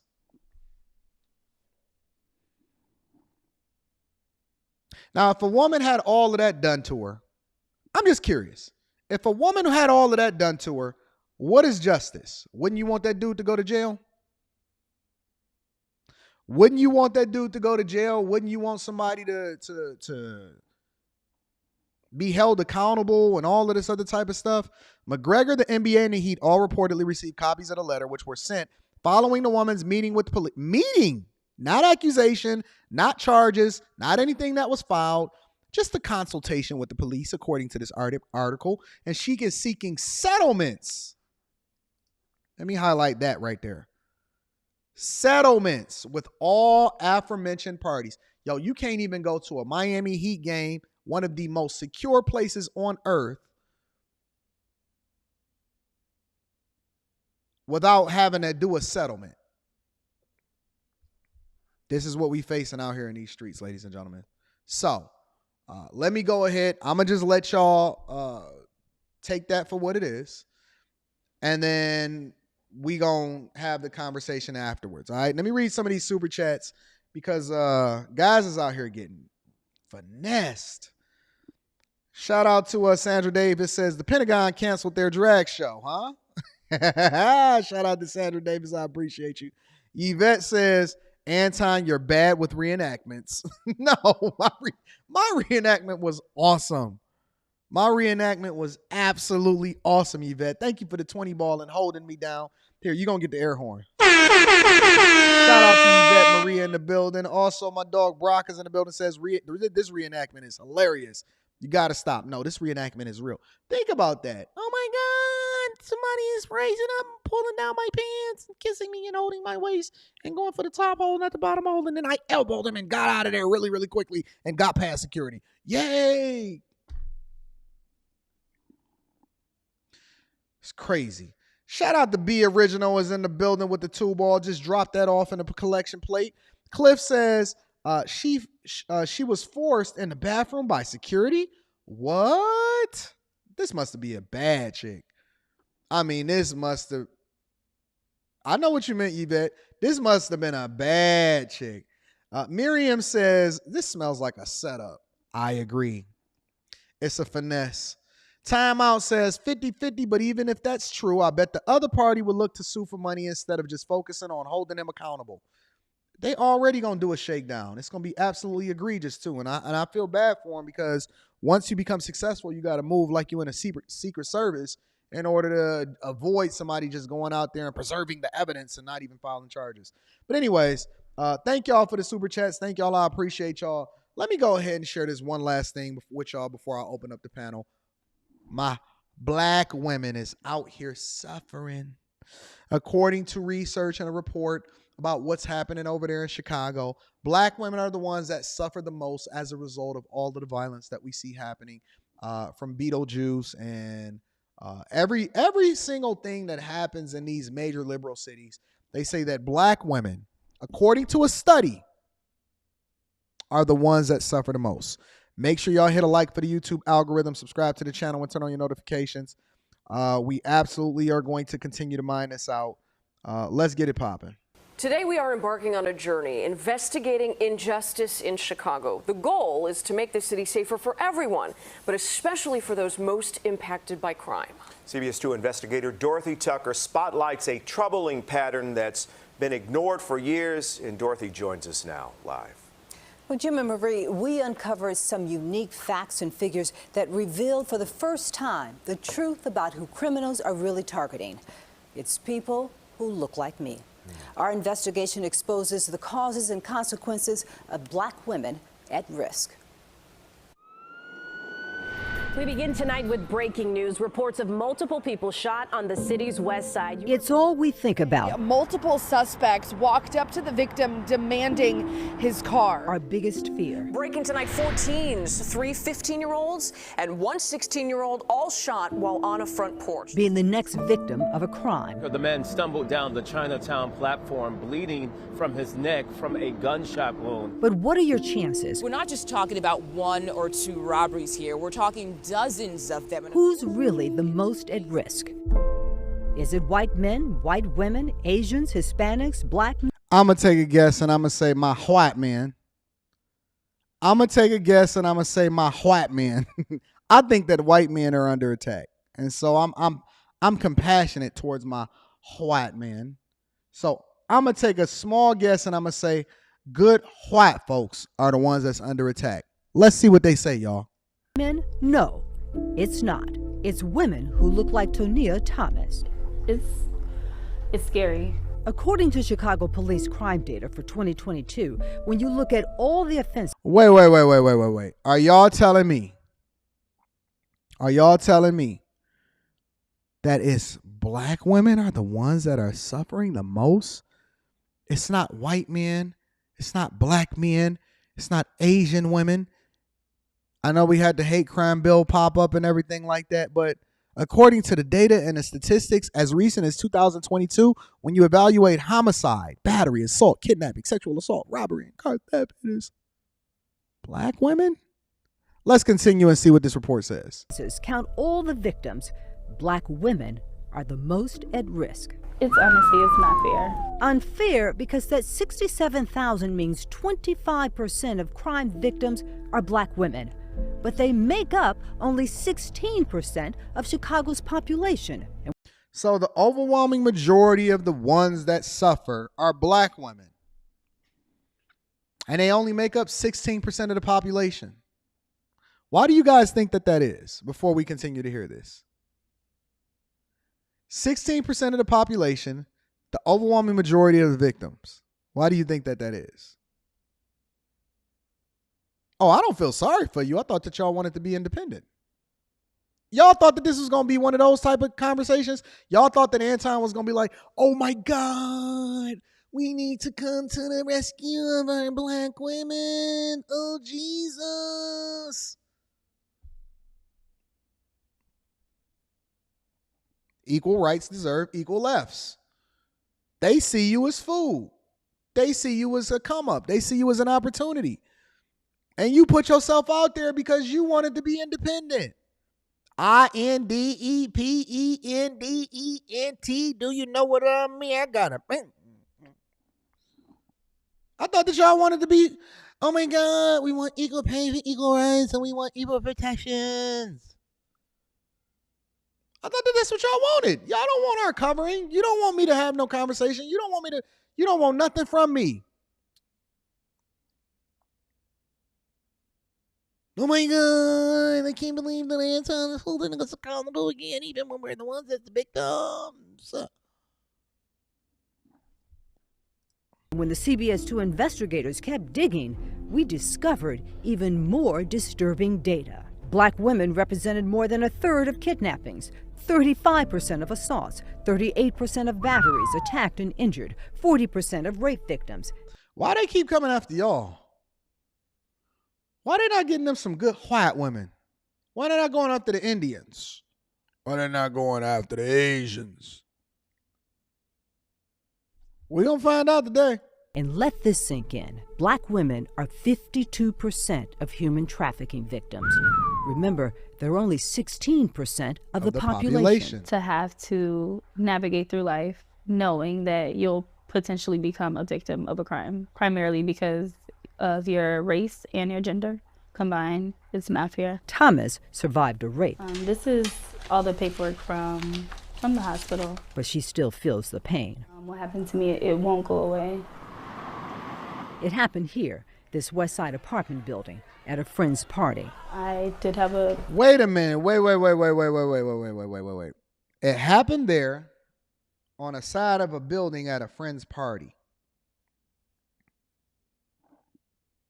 So you saying that you was at the wrong place at the wrong time voluntarily? Now, Anton, you're being insensitive because she's the victim. She's the victim. She the one that suffered as a result of it. You mean you didn't have the covering of a man in there with you? You were there at the wrong place at the wrong time on the south side of Chicago at a party, partying, and then you didn't know that was coming along with it? You didn't know what the possibility that something was going to happen? You out here in the hood partying, doing things that you're not supposed to do? No, don't get me wrong. I am compassionate about the idea that people should not be voluntarily taking stuff from people that's not theirs, including their box. However, y'all do realize that protection is also proactive. If I tell your ass to stay your ass in the house, come on Fight Club on Friday, Saturday, and Sunday nights in order to argue with us, in order to make sure that you're protected and you're not out here in these streets and you're safe at home, but you want to go out there and you want to party on the south side of Chicago, how can I protect you if you don't even want to protect yourself? Huh?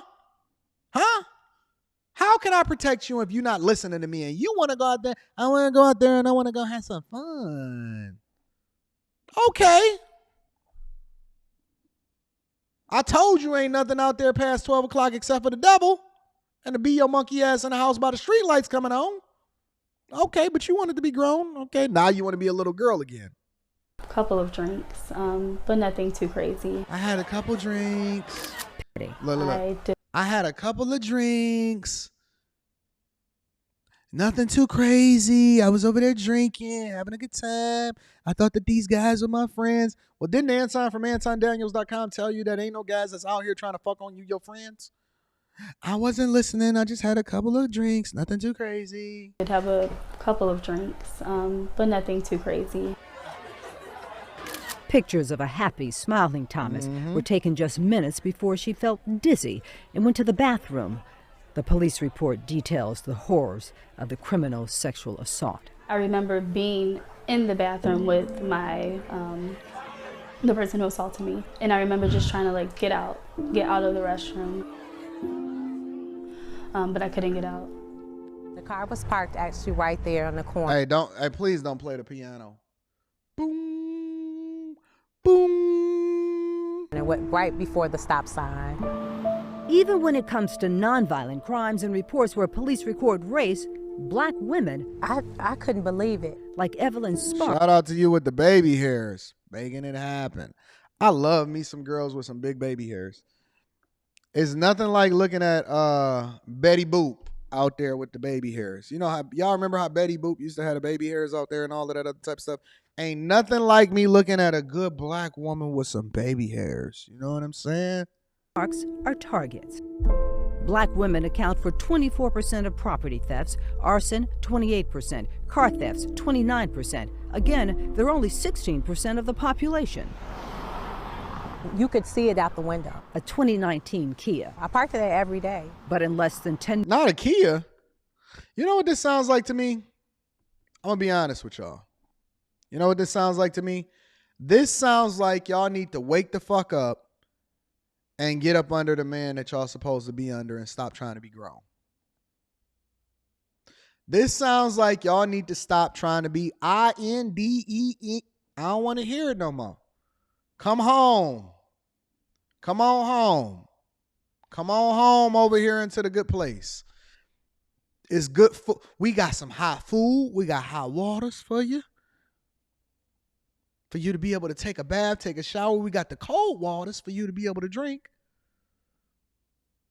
Sound like y'all need to come on home, black women. Sound like you need to stop trying to be independent, joining this feminist fight that y'all been a part of all of this time, and it ain't working out for y'all. Y'all know what y'all got as a result of being feminists? Single parent households, the most assaulted, the least protected, the ones that's going to suffer the most, the ones that's the overly enrolled, but the most student loan debt. When y'all stepped out on y'all own, y'all removed y'all own covering. It's like, sound like y'all need to come on the fuck home. Honestly, I'm going to just be honest with you. It sound like, look, my woman would never, ever be out there on the news. You know why? Because my woman is not going to be out there at all. My woman is not caught up in spaces that she's not supposed to be in. Now, I know that there are circumstances that you just find yourself. All of this stuff that they doing, they could have prevented it by being proactive and being a little bit mindful of who it is that they listening to and the advice that they taking. No, y'all wanted to be out here, hot girl summer, having drinks, drinking or whatever, so on and so forth.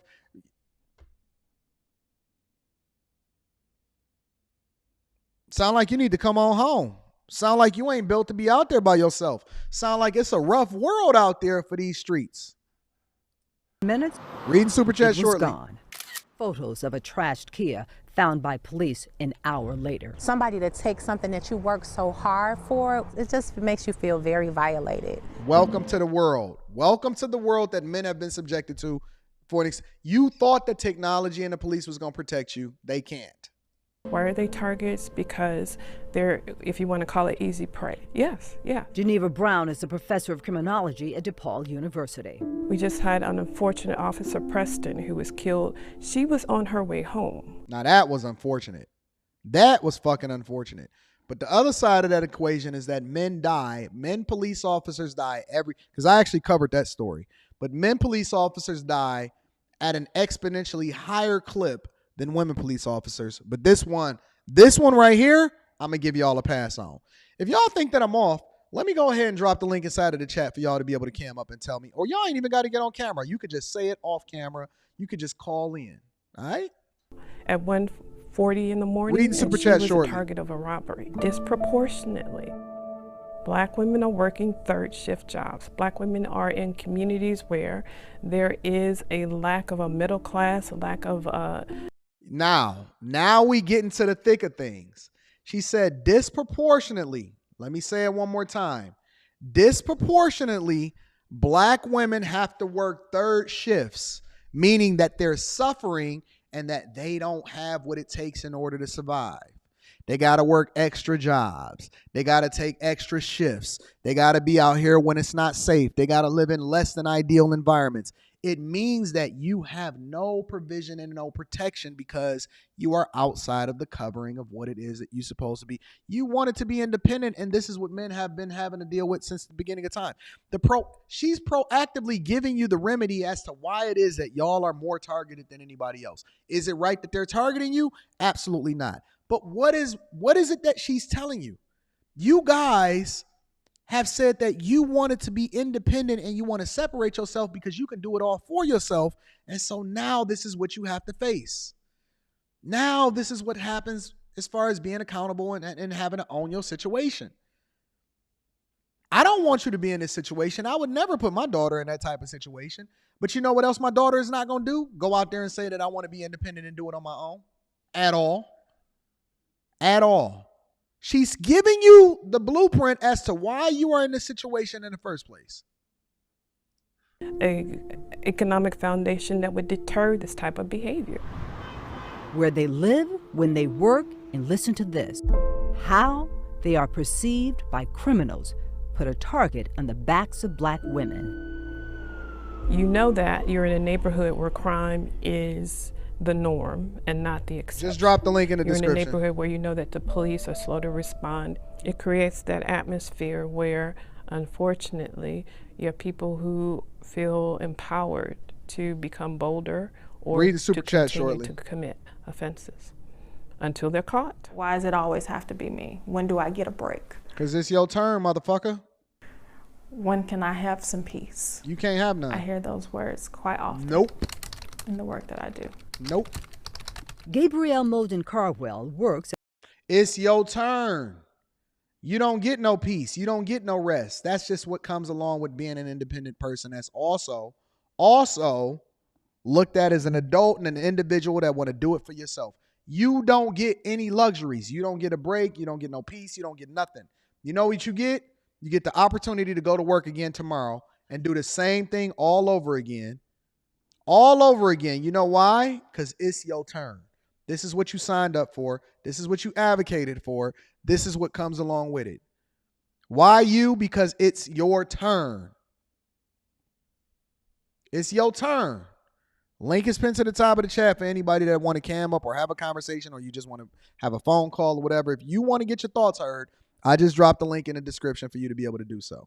As a trauma therapist, helping Black women cope with their emotional pain. It's disheartening. And why are you only helping Black women cope with their emotional pain? How come you're not helping men cope with their emotional pain? You know why they're not helping men cope with their emotional pain? You know why? You want me to tell you why? It's because men are used to it and we just deal with that shit. Causes self-doubt because something must be wrong with me. She knows the trauma of sexual assault, not just because she treats survivors. I've seen it in my mom. She's lived with it. I've seen it in my grandmother on my mom's side. I've seen it for myself. And how old were you? I was 12. In the year 2000, when this photo of a carefree little girl posed for the camera, masking her torture. It went on for about 6 months. Here, let me go ahead and bring y'all up. All right, let me see what's happening out here in these streets. I think we got a surprise, y'all. Shout out to all of my independent black women. Shout out to all of my independent black women. I'm curious as to what we going to see right here. All right, let me go ahead and add my friends. Oh, shit. I'm ready for that 250,000. Oh, shit. Dog, you look like a brand new person, man. Dog, you look like a G. I see you. He got his glasses on. He got his specs. Yo, fam. Dog, I might have to bring you in to come and hire work for Time Dog right now. You looking like a phenomenal representation of greatness right now. I have to give you your... Let me bow down for you. Let me go ahead and give you the air horn, big dog. You out here in these streets looking great, big dog. I know, dog. I know you got some pussy as soon as you got home. Yeah, man. Hey.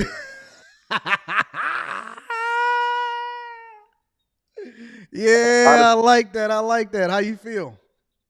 I feel great, man. Dog, you a G, man. I gotta give you your props, bro. You look great, man. Nah, I want to thank you, man. Real talk, cause like I had thought about it. I was like, damn, like you was pretty adamant the last time that we talked that you wasn't gonna do it though. Man, when I did it though, I was like, damn, I look good. Dog, I'm just telling you, you doing it, bro. You look great, man. You look incredible, bro. Seriously, like no, none of that, man. Look, as much as I be on people, as much as I hold people accountable, as much as I do all of that, I also got to give props where props is due, bro. Here, let me show you the difference.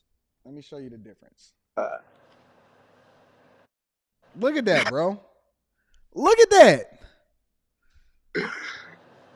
Dog, you look like an entirely different person, man. You look like an entirely new person. So I see you ain't went and got that haircut yet, huh? Look at that. I didn't. Why you ain't get a haircut you look yet, bro? Different. You look like a whole new person now, bro. Man. When you look at this, honestly, when you look at this and you assess it, what do you think now? Yeah, I was crazy. Man, I got to give you your props, bro. I wasn't ready. But what made you like make the transition? Like, what is it?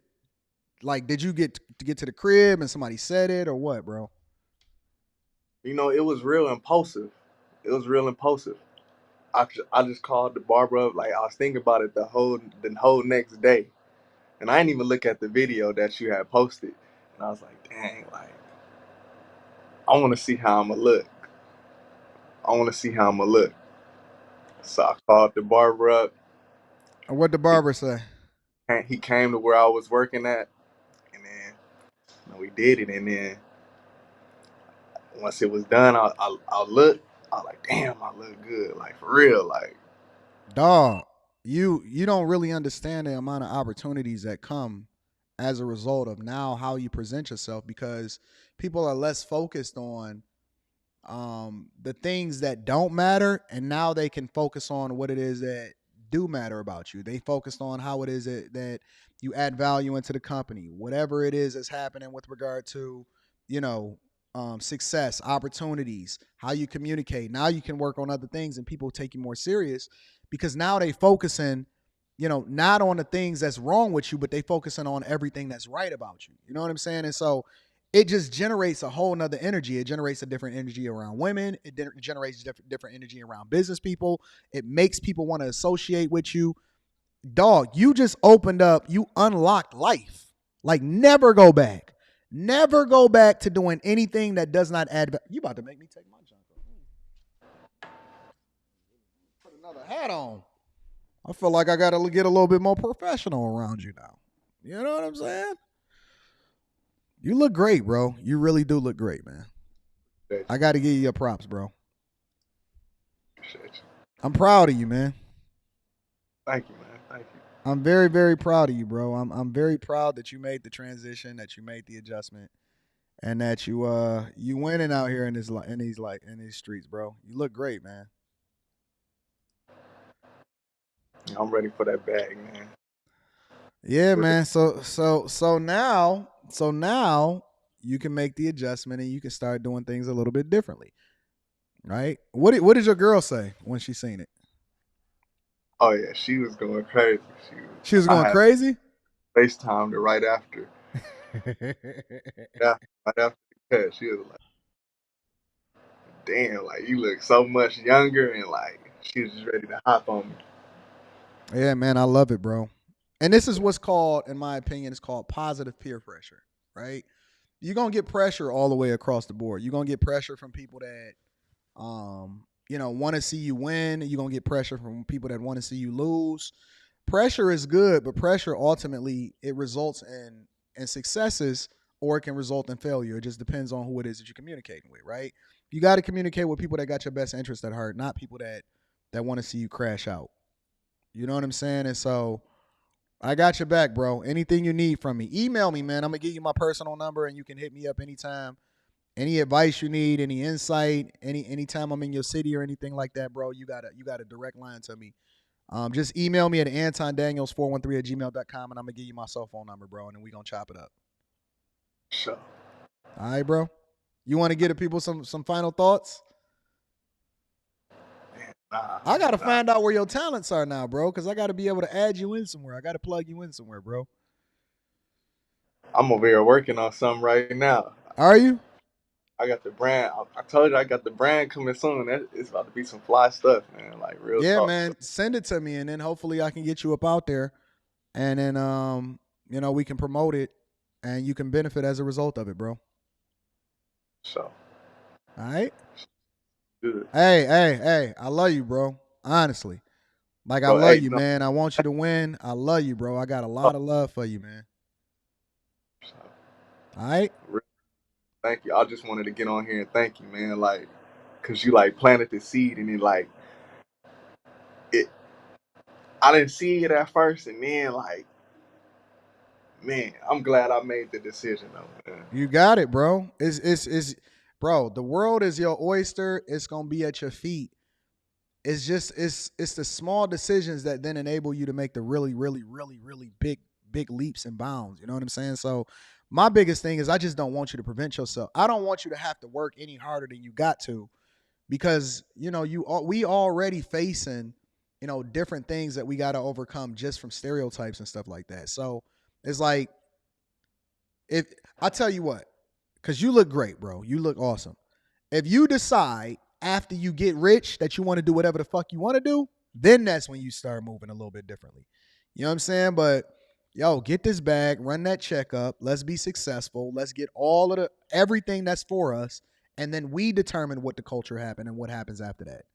You know what I'm saying? Sure. I got you, bro. Send me that email. We going to kick it after this. All right, for sure. All right, big dog. Who telling me that our men ain't great? Who gonna sit here and tell me that our guys ain't awesome? I'm not going for that shit. I'm not gonna believe y'all. Ain't nothing, nobody can tell me that would ever convince me that what it is that we doing over here at the Millionaire Morning Show and how it is that we moving in this community is gonna be anything less than successful. You can't tell me that.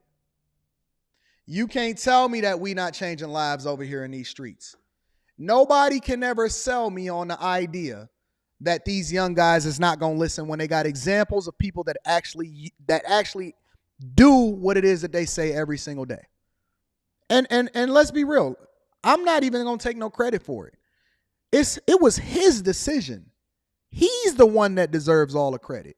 In the same way that I held him accountable on 2 different phone calls, and I said, fam, you got to do this, and you got to do this, and you got to do this, and you got to do this.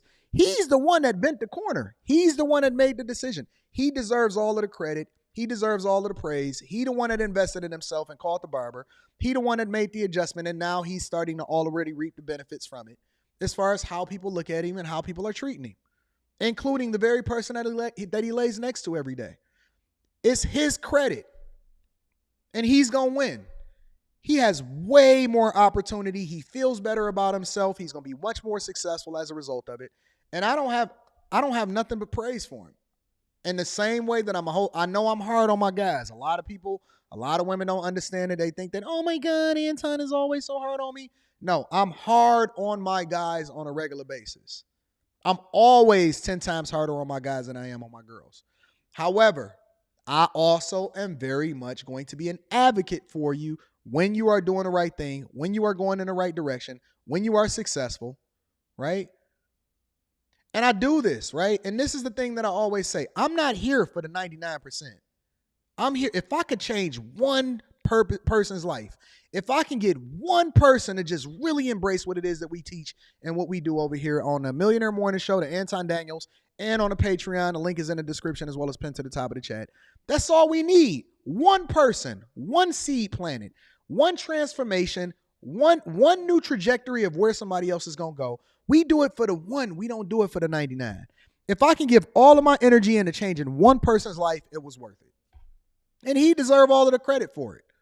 He deserved every piece of credit for it. So, again, big dog, I got your back. I love what it is that you did. And you got a bright future ahead of you, not just because of the hair in particular, but because of your mentality and your ability to be able to listen and make adjustments. It's your mentality. Your mentality is your humility, your ability to hear something that's good for you and then implement it into your life.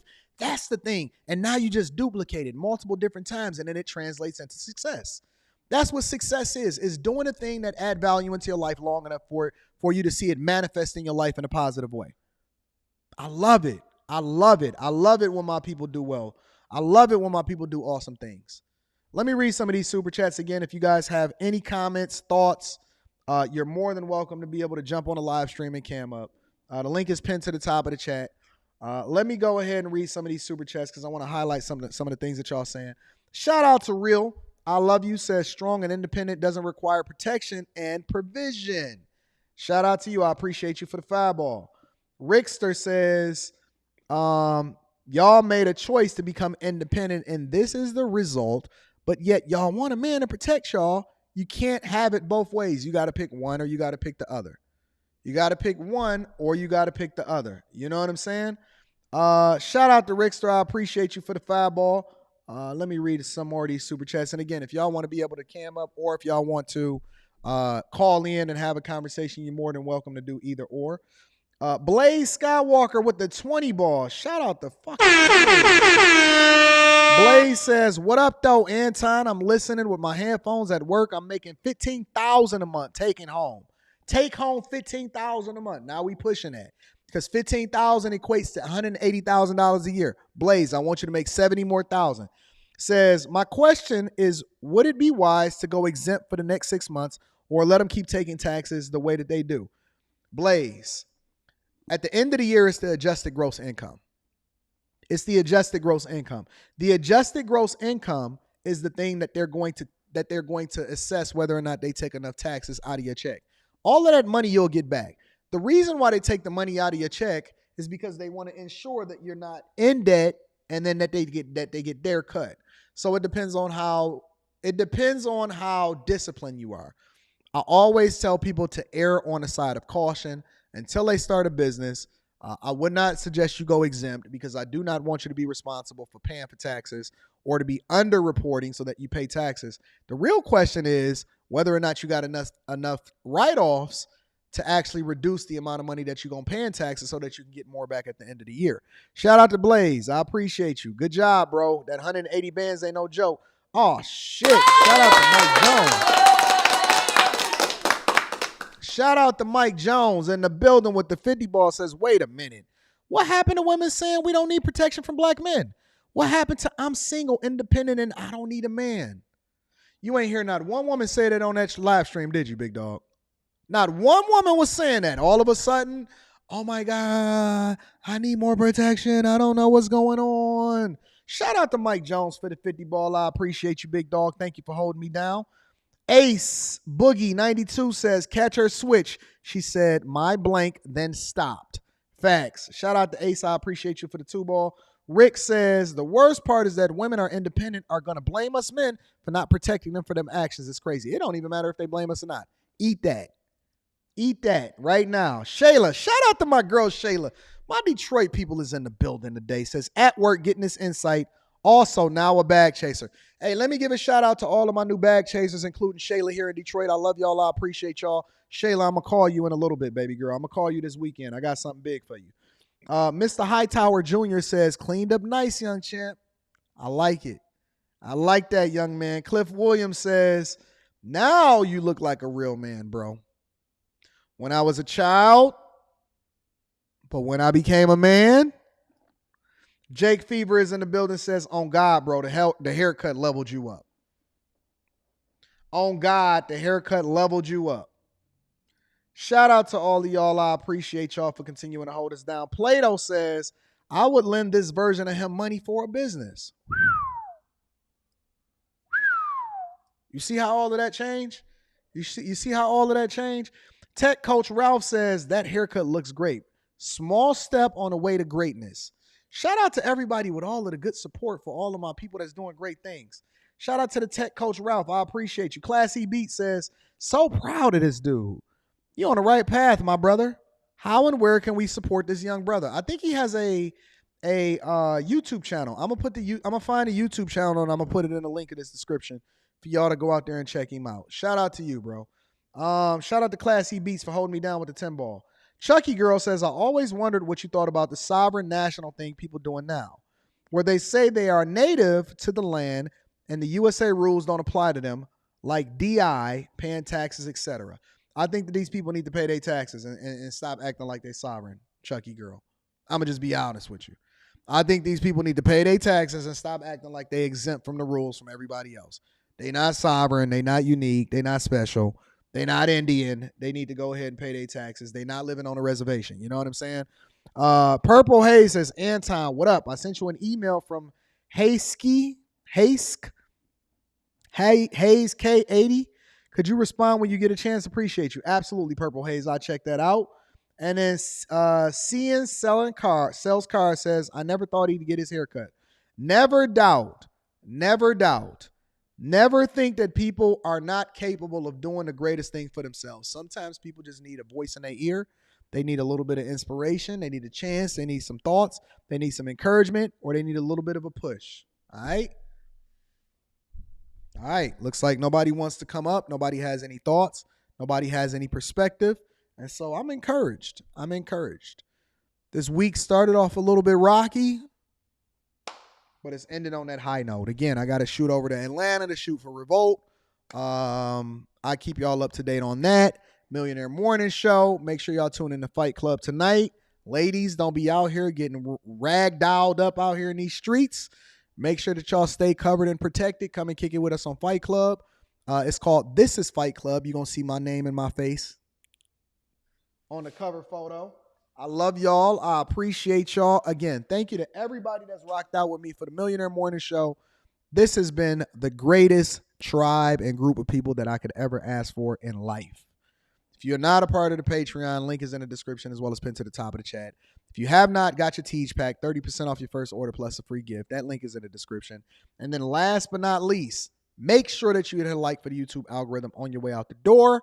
I am dropping a Patreon video exclusive for my people this weekend. That should be absolutely awesome. I love y'all. I appreciate you. Oh, snaps. My dog Jack. Hold on. Before we get up out of here, let me bring my dog Jack up out here. Jack in the building. What's up, Jack? Hey, good morning, my friend. I'm doing really well. How you doing? I feel blessed. I clicked the link and I thought I heard you wrapping up. I was wondering if I missed Jack, it. I always got time to be able to kick it with you, big dog. Blessings. Thank you. I tuned in a little bit late today. I did want to talk to you about some of the things I saw the other day. Tell me about it. What's your thoughts? The Andrew Tate thing. Okay, what do you think about Andrew Tate? I know he's got a lot of fans, and I know he is doing some good things, but I think he's a confused man. In what way? And he promotes the materialistic lifestyle. Well, you know what? I'm speaking from a man. I haven't spent a lot of time looking into what he says, but the things he puts out is pretty chauvinistic, very materialistic. In my opinion, it's a false light of what we need today. I think that is great. I love what the Tate brothers is doing. I think that what it is that they teach is masculinity. I think that what the Tates understand is that the way that you get people's attention is with the stuff, right? But more importantly, I think that what they show is that the stuff is just a reflection of their lifestyle. I don't think that they necessarily advocate for it. I think that they advocate for you to be able to have the option to be able to buy and do whatever it is that you want to do because the world is our oyster. But the stuff is just a reflection of their success, right? And I think that if you really listen to them, I don't know how much you've deep dived into them. What they really teach is masculinity. They teach men have to suffer in order to become successful, in order to learn the lessons. I think that they teach, being able to really be aggressive and working really hard, and that you can buy whatever you want once you get to a certain level. I think that the stuff is just a reflection of their success, right? And so I don't think that they teach the success, and I don't think that they chauvinistic either. I'm going to be honest with you, Jack. I think that it's not chauvinistic to be masculine. I'm not going to get into that argument with you. Tell me what your thoughts are, Jack. I want to know what your thoughts are. Well, I'm coming at this with a very, very different perspective than what most of the world has. Okay. And I recognize even my perspective is different than yours. I'm going to use Tate as an example, though, because he's a visible man and he's already controversial. But the other day in the clip you shared, he was talking about how, and you just said it too, how men have to suffer. You know what? This is egoic nonsense. You think so? Partial truths. Yep. Partial truths create total confusion. And the words he said, I heard, I've been studying ego and spirit, and the ego is real easy to see once you understand what it is. It's the part that complains and blames. And the complaining and blaming is the victim mindset. And for me to see these men who are being followed and being, touted for their worth and success, and then they spend their time complaining and blaming, really makes me question how masculine is it to spend your time complaining and blaming? I don't think that they complain and blame, though. I think that they just identify the issues that we are warring against in society, right? When you say when they can get arrested and be held in a jail but not charged, that's a problem, right? When you can get convicted as a man in a court of public opinion before you're able to defend yourself, that's a problem. When we see a lot of these guys get Me Too'd and then they get released from prison 2 and 3 years from now, it was a case, Travis Rudolph, right, recently just happened with a former NFL player in which the woman basically got her brothers killed because she asked her brothers to go and basically kill him because she was pissed at him, but she was really married, right? And guess what happened? People lost their lives. He had to spend an egregious amount of money on a trial only to be proven not guilty, and nothing happens to her at all, right? We live in an age and a society where men are under assault and under attack. And because Andrew Tate and the Tate brothers are some of the most popular people in the world, I think that they're being used as an example of how it is that we need to take men down instead of embrace and exalt what masculinity is. So I think it's very manly to call out the BS when you see it, especially when it comes from a higher power that thinks that they can control us, because the worst thing that we can do is be quiet at this point. And so I actually support what it is that they're doing and where they stand, because I think it's very manly and masculine to call out people instead of remaining docile and let whatever happens to you from the powers that be. It's easy to shut up and say, well, I don't want to be persecuted. But it's much more difficult to say, no, y'all need to stand up and address this for what it really is and call out the BS. Respect. I honor and respect what you said there. Here's my biggest complaint, and take it for what it is. Mm-hmm. Many people who have risen to success, and I'll include you in this too, Anton. That's fair. Many people who have risen to success have decided, well, we can't change it, So it's best just to learn how to thrive within it. And when I say it, what I mean is this unjust system that profits from poverty. We've got an immoral economic and government system. And as I was coming up, you think so? Oh, brother, I think that capitalism is phenomenal. Can we have a conversation specifically on that topic? Yeah, let's talk about it. Let's talk about it. Yeah, history. I used to be. It's not perfect, but I think it's phenomenal. It served its purpose, but in its purpose, what it has done is it has divided humanity as a whole. It has enforced and instilled this competitive lifestyle, and through the structures of government and corporations, secrets and lies have become profitable. Now, if we're going to serve the God of truth, why are we allowing our corporations and our governments to keep secrets from us? But what are governments and what are corporations? Governments, here, let me answer that. Let me answer that for you. Governments and corporations are made up of people.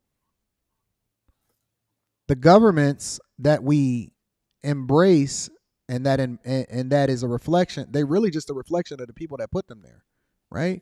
When you think about corporations, they're all ran by people. All of these things are just a reflection of the people that they serve, right? And so when you start to change the narrative, because money is power, right? Voting is power. A collection of people can be powerful. And when you start to think about that in the lens of capitalism and how it is that we even run what it is that's happening here in America, unfortunately and fortunately, if you really look at America, as flawed as we are the most democratic and free people that are on the face of this planet.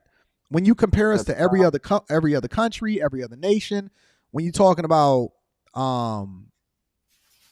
dictatorships and all of that other type of stuff, if you see the flaws within our government, you're really seeing the flaws within the people that voted for them. Correct. This is where I'm at. I encourage everyone. This for myself. I transform my life when I stop allowing myself excuses and blame. Okay, and that young man who was here right before me got that haircut. Yep. Man, I was thinking about that. Sometimes in our life, that's all it takes. One action, one step towards self-improvement. And man, that can get the whole train rolling. So I missed his name. But he did that. He did that though also understanding that he lives in a capitalistic society, and who you are and how you present yourself and how you represent yourself is largely going to be the determining factor for whether or not you are more successful or you are less successful. It's just a fact. It's a fact, Jack. So, okay, but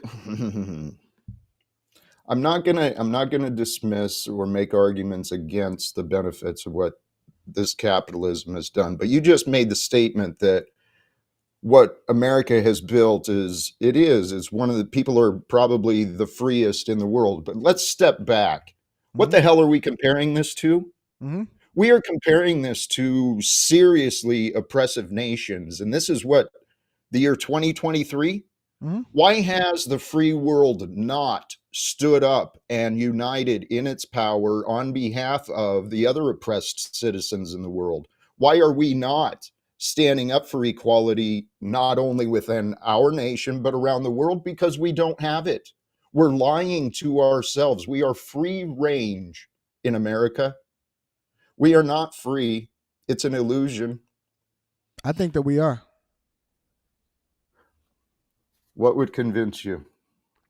Well, when we have to register, we have to license, we have to obey. That's when just we structure. Have to pay to live and learn. We are that's not structure. free. That is absolutely freedom. That's structure. Listen, without structure, you have absolute chaos. What you're describing is the purge. What you're describing is the purge. When you have a system or when you exist in a society where it's absolutely a free-for-all, what you'll start to find is that, because listen, Jack, here's the thing.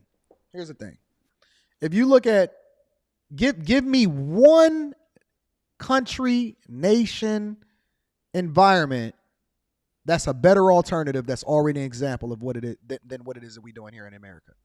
Give me one. The one that's waiting for us to create. It's No, here. no, right Jack. now. You got to give me an example. Anton, you're right. Historically, History, or currently. capitalism has corrupted every example. No, Jack. No, Jack. Give me one example of an alternative, and I may explain to you why capitalism worked. But give me one alternative.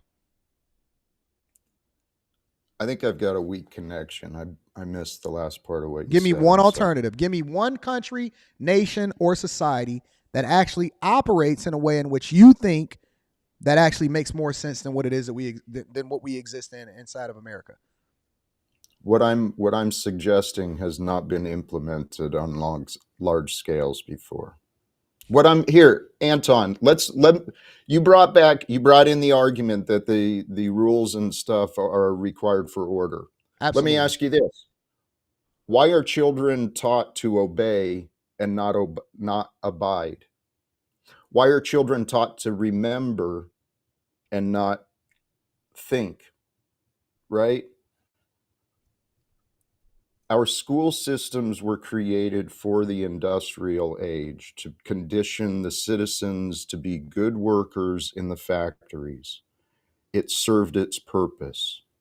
Okay, then propaganda comes out and, citizens are encouraged to pay for wars, and we've been paying for wars nonstop for how many generations?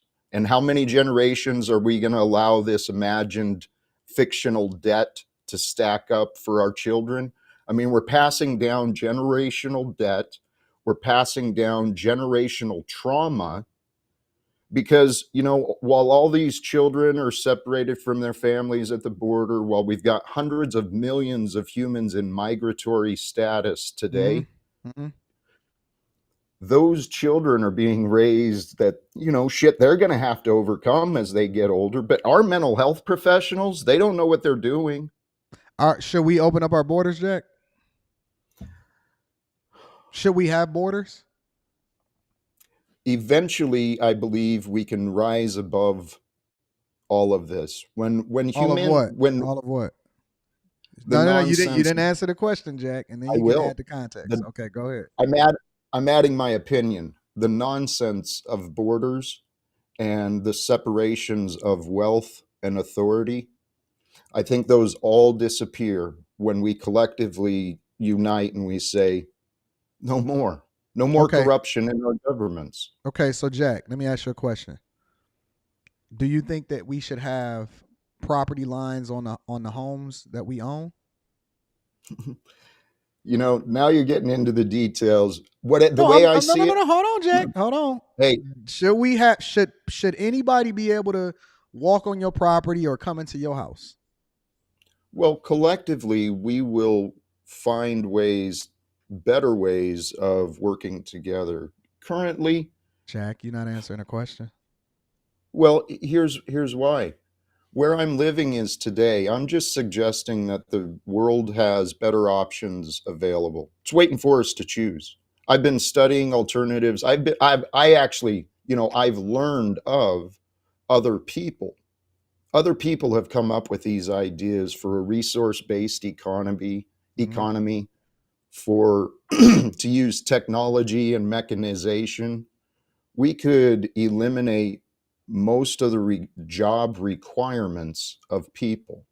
We could reallocate our human energy and resources into creating jobs that actually do good things, cleaning up our rivers, cleaning up our oceans.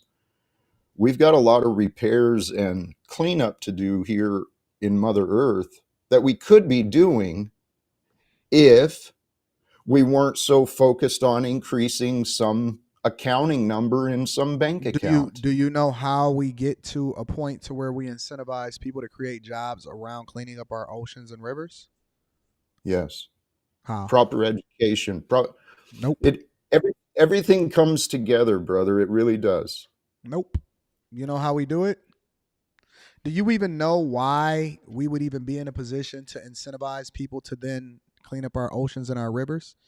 And actually, Jack, to be honest with you, unfortunately, this is the thing that torpedoes your very argument in the first place, is because one of the reasons why our rivers and our oceans are so messed up is because we've given people the freedom to do whatever it is that they want to do when they want to do it. That freedom then allows for people to operate outside of the guidelines of what you were. It's the reason why you got clean water, Jack. Oh, no, why?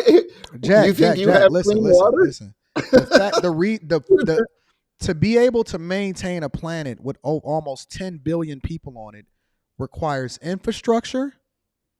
It requires guidelines. It requires rules. It requires discipline. It requires so many of the different fundamental things that this whole country is built on in the first place. If you don't incentivize people, aka capitalism, right? If you don't listen, complete anarchy is allowing anybody to do whatever it is that they don't want to do. You know why rules came forth in the first place? Rules weren't established just because people felt like it.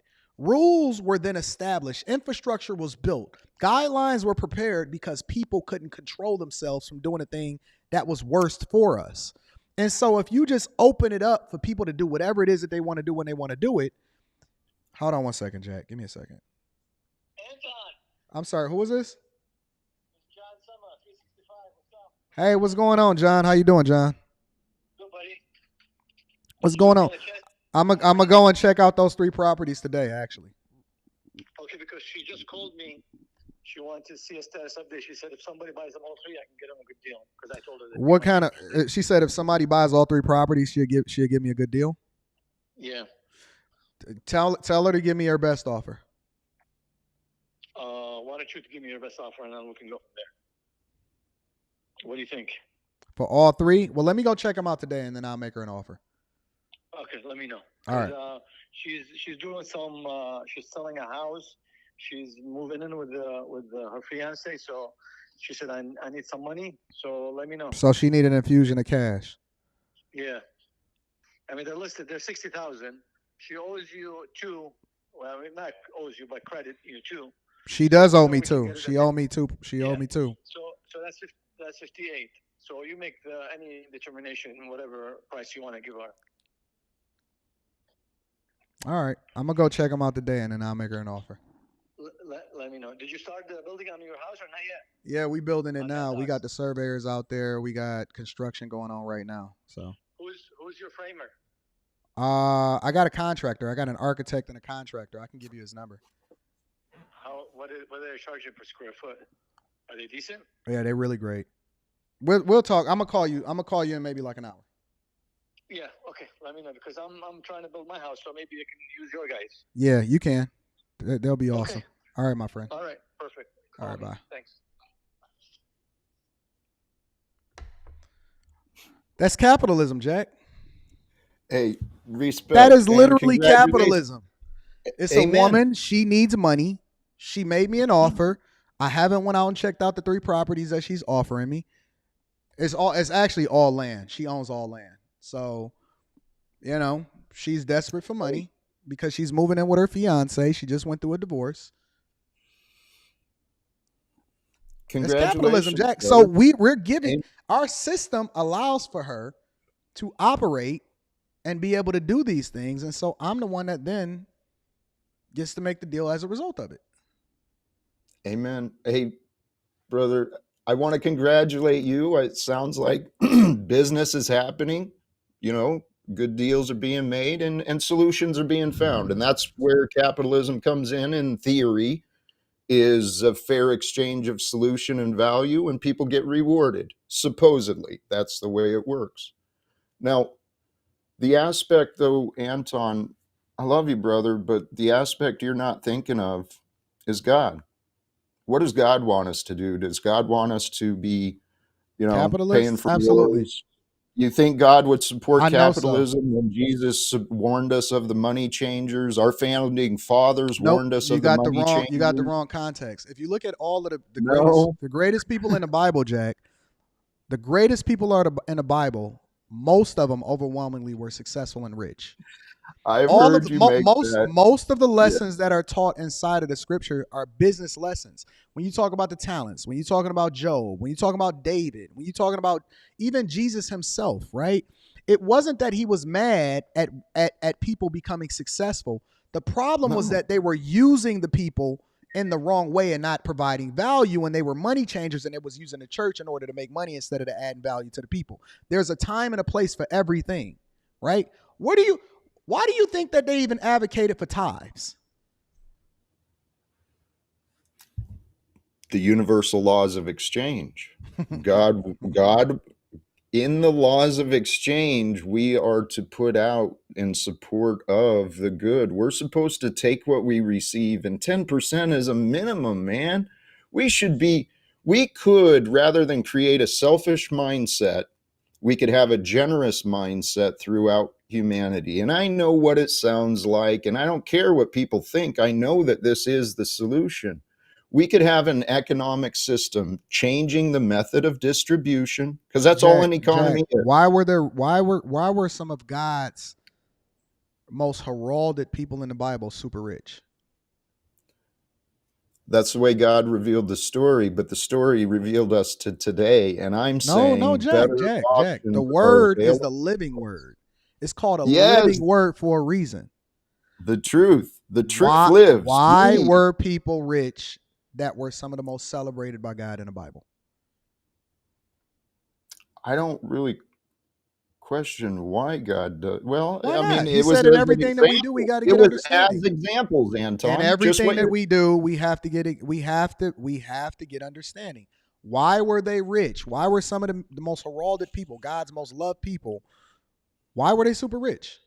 They were tested. They were given the opportunity of abundance so that they could be seen. What will they do with what they've got in our life? I think that's what happens when we end and we go meet the Maker. We're judged based on what did we do with what we were given. Correct. And we've been given the world. Correct. You are absolutely right. So that means what you do with what you're given then allows for you to be a capitalist.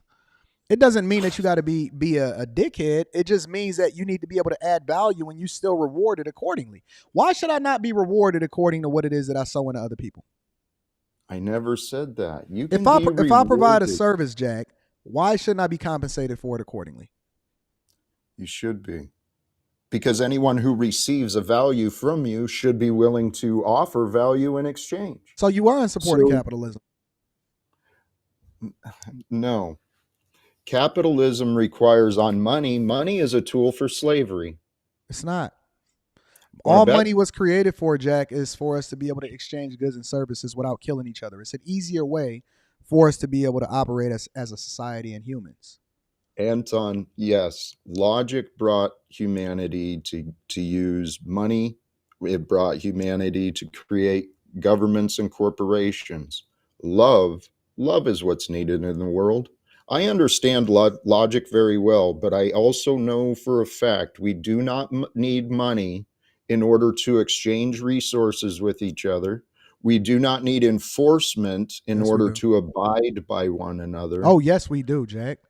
What? You don't know how to abide by the wishes of another? See, this is the Jack, but the problem, Jack, is what about when somebody says that I want to be a serial killer while all of you guys is abiding by the laws of each other? How do you then hold that guy accountable if you don't have any guidelines for how it is that you can punish him?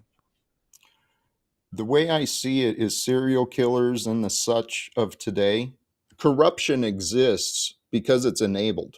People keep secrets. If we had communities and families together, there wouldn't be such isolation and there wouldn't be so many secrets Jack, being we're born into sin. We're not born angels. We don't have to stay there. We don't have to stay there. This is what I'm teaching. But Jack, if me and you are loving on each other, I'll give you a perfect example. Me and you, we overwhelmingly, a lot of people don't realize it, that you and I often at times, we agree more often than not, right?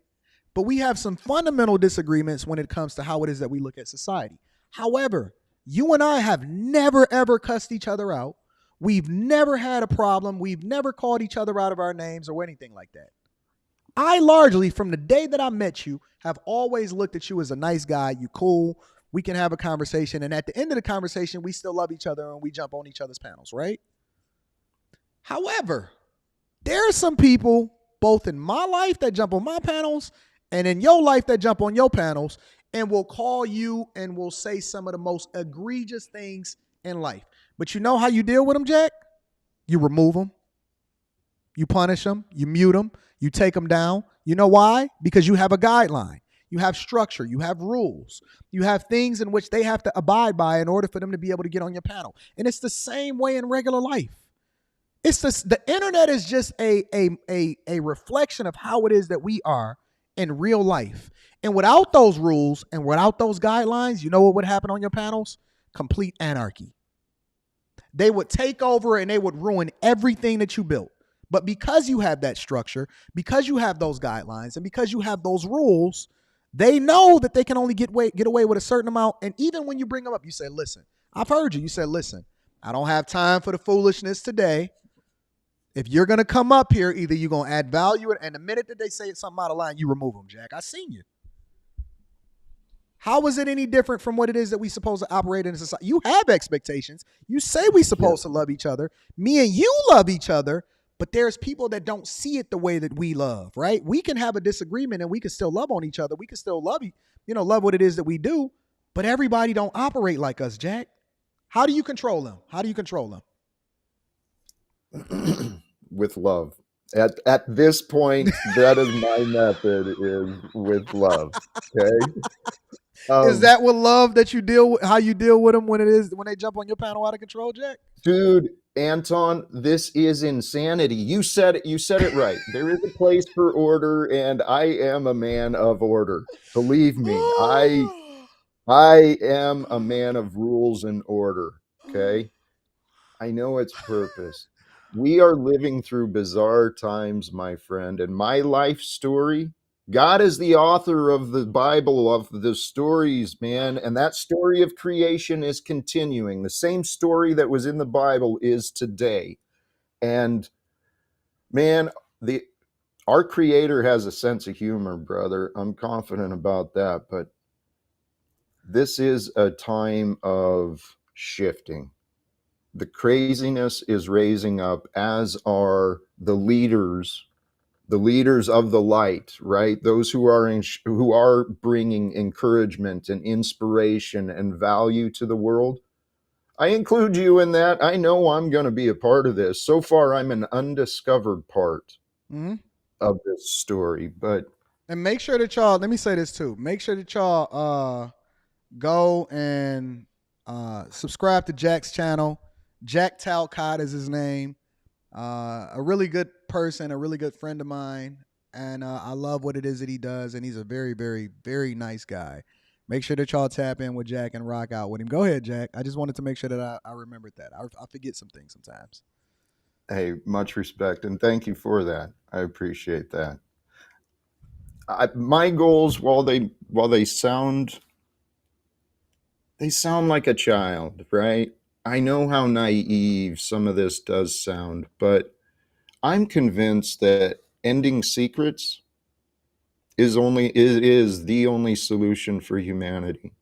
We have to have disclosure from our governments, and our corporations have got to start finding some honor.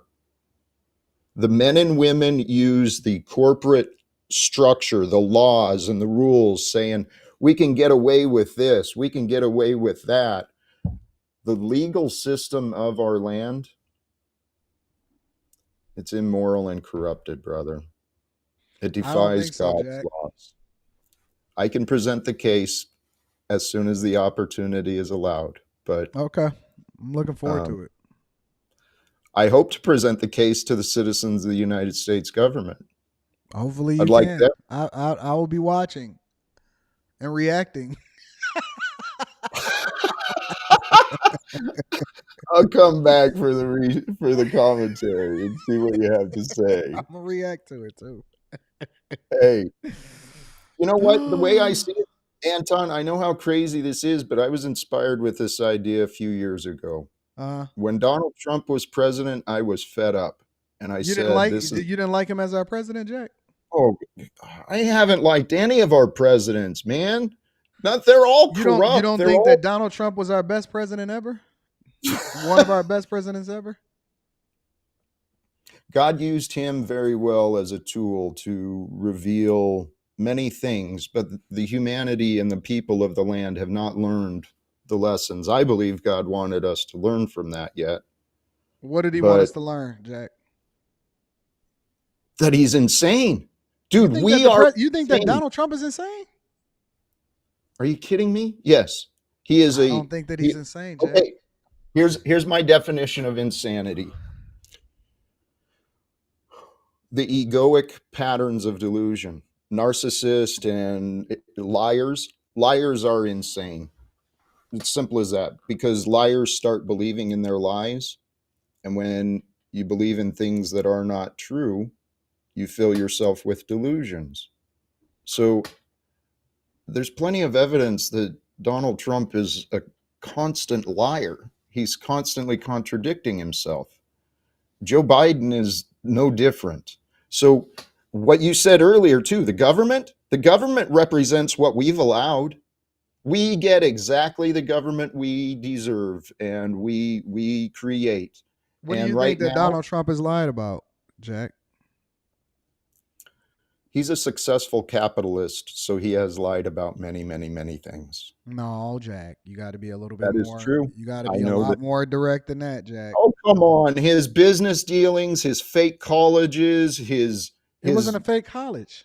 Oh, It wasn't a fake college, Jack.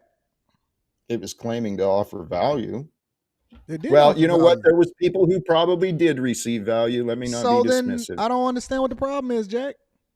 Hey, if you can't see the lies in that man, I think that okay. I think that he's been incredible as a president. I think that he was one of the best Do you presidents. really? Absolutely. He was one of the best presidents in recent history. Oh, now I do understand more about you. Absolutely. I think that Donald Well, Trump is Anton, an excellent president, Jack. You don't think Here's so? for those who believe that, what I've come to notice is there's a pattern. There is a pattern of it's a personality, and you've already demonstrated the other patterns that punishment, and enforcement. Those are probably how you've learned. I don't know. I don't want to make that assumption. It has to do with that. The egos like egos. Okay? Simple as that. And the way I describe the ego within us, it's the memories of what we are. It's the part of the world that is us. Jack, But what the didn't part you of like about Trump's presidency? What did he do wrong in his presidency? he's an immoral man, dude. Jack. What did he do? What did he do wrong with his presidency, Jack? What was the project Warp Speed? That was one thing. What do you mean? The governmental response to the report of infections going around the world. Are you talking The about during the government- pandemic? Yes. What do you mean? It was really the states. The states were the ones that determined what happened within their own environments. During the promoted pandemic, what we pharma- seen during the pandemic was states had more power than we realized that they did. Well, what I didn't like is I saw him promoting the pharmaceutical agenda rather than the truth. So, Jack, you don't really Yeah. have any kind of policy or problems of what it is that he did during his presidency.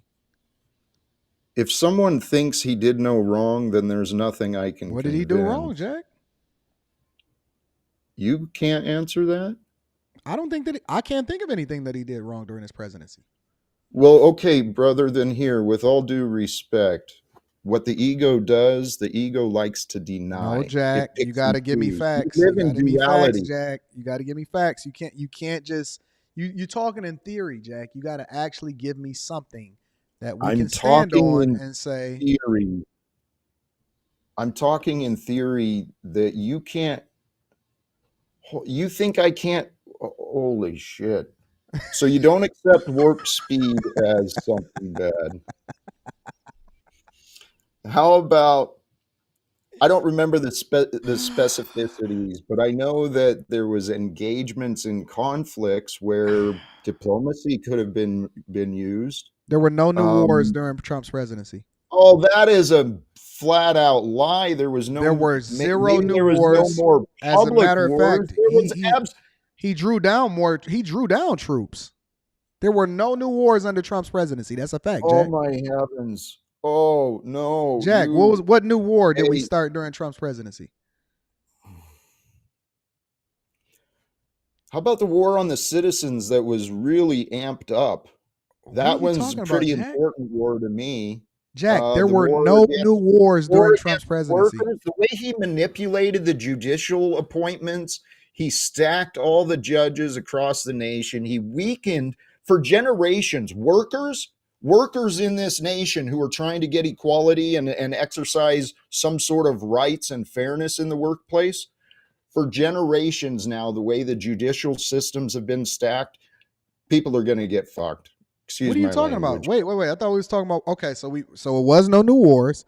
So you're saying that worker compensation and the ability for workers to mobilize and maybe even unionize was a problem during his presidency? Is that what you're saying?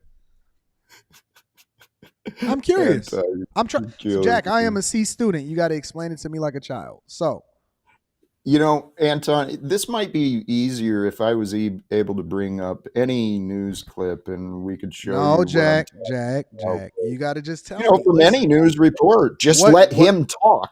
Let him talk. I can show you what he's lying about. What new war did Trump start when he was in office, Jack? Dude, he was very manipulative and deceptive. And if you can't, how do you trust someone like that? That makes me question you, Anton. In what way was he manipulative and deceptive when it come to wars, Jack? I don't know. Maybe he wasn't. Here's the deal. I agree with you. I agree with you on that.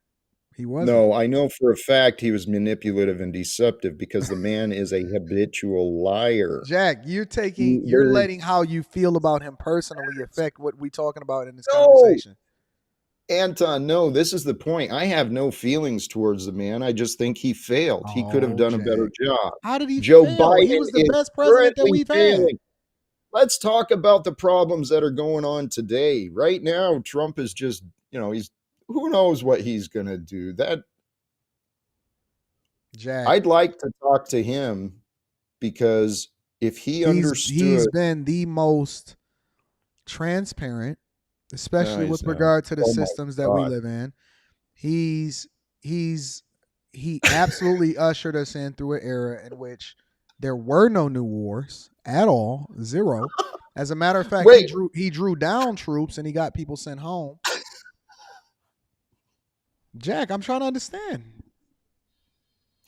Jack, you're letting how you feel about him personally affect your argument. You got to tell me what it is what new wars he started.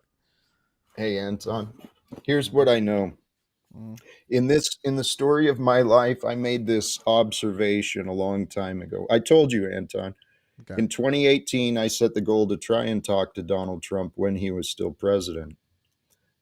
Because what I saw in my life, after the goals I've set and the life I've lived, the similarities are there. God, who I am today, I am an antithesis of the stories of Jesus and Donald Trump. Okay. Donald Trump he doesn't represent a Christian in my mind. He claims to follow Christ. He claims to follow Christ, but he is an example of an anti-Christ who promotes wars and oppression. No. Are you kidding me? Absolutely not, Jack. Which part do you disagree with, or which part triggers He you? absolutely stands on Christian principles. He advocates on the behalf. Listen, the whole idea that he's against this war and agenda of how it is that we indoctrinate our children with regard to what it is that's taught and advocated for with this whole LGBT and alphabet community and stuff like that, right? His support for how it is that we need to separate business and church and that, what it means to be a man and all of the very fundamental things that we stand on as a society is very Christian-like. Our laws and the rules by which we were established in government and governed by is largely based off of the church. Yes, it's largely but based off of the church. And so he's going back to that. He's saying, let's get back to the thing that made us great before by going back to traditional values. The standards by which he set in that area has made him infamous more than it's made him famous. And that's why people have such a problem with him. Anton, there was a version of Christianity in America that allowed black people to be slaves. You know that, right?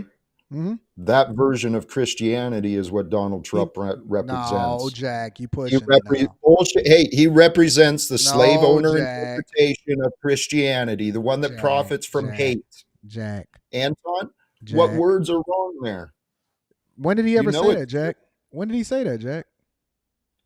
Why do I say that? No, when did he ever say that? When did he ever say that he supported slavery? He supports capitalism. Capitalism is a form of slavery this current example.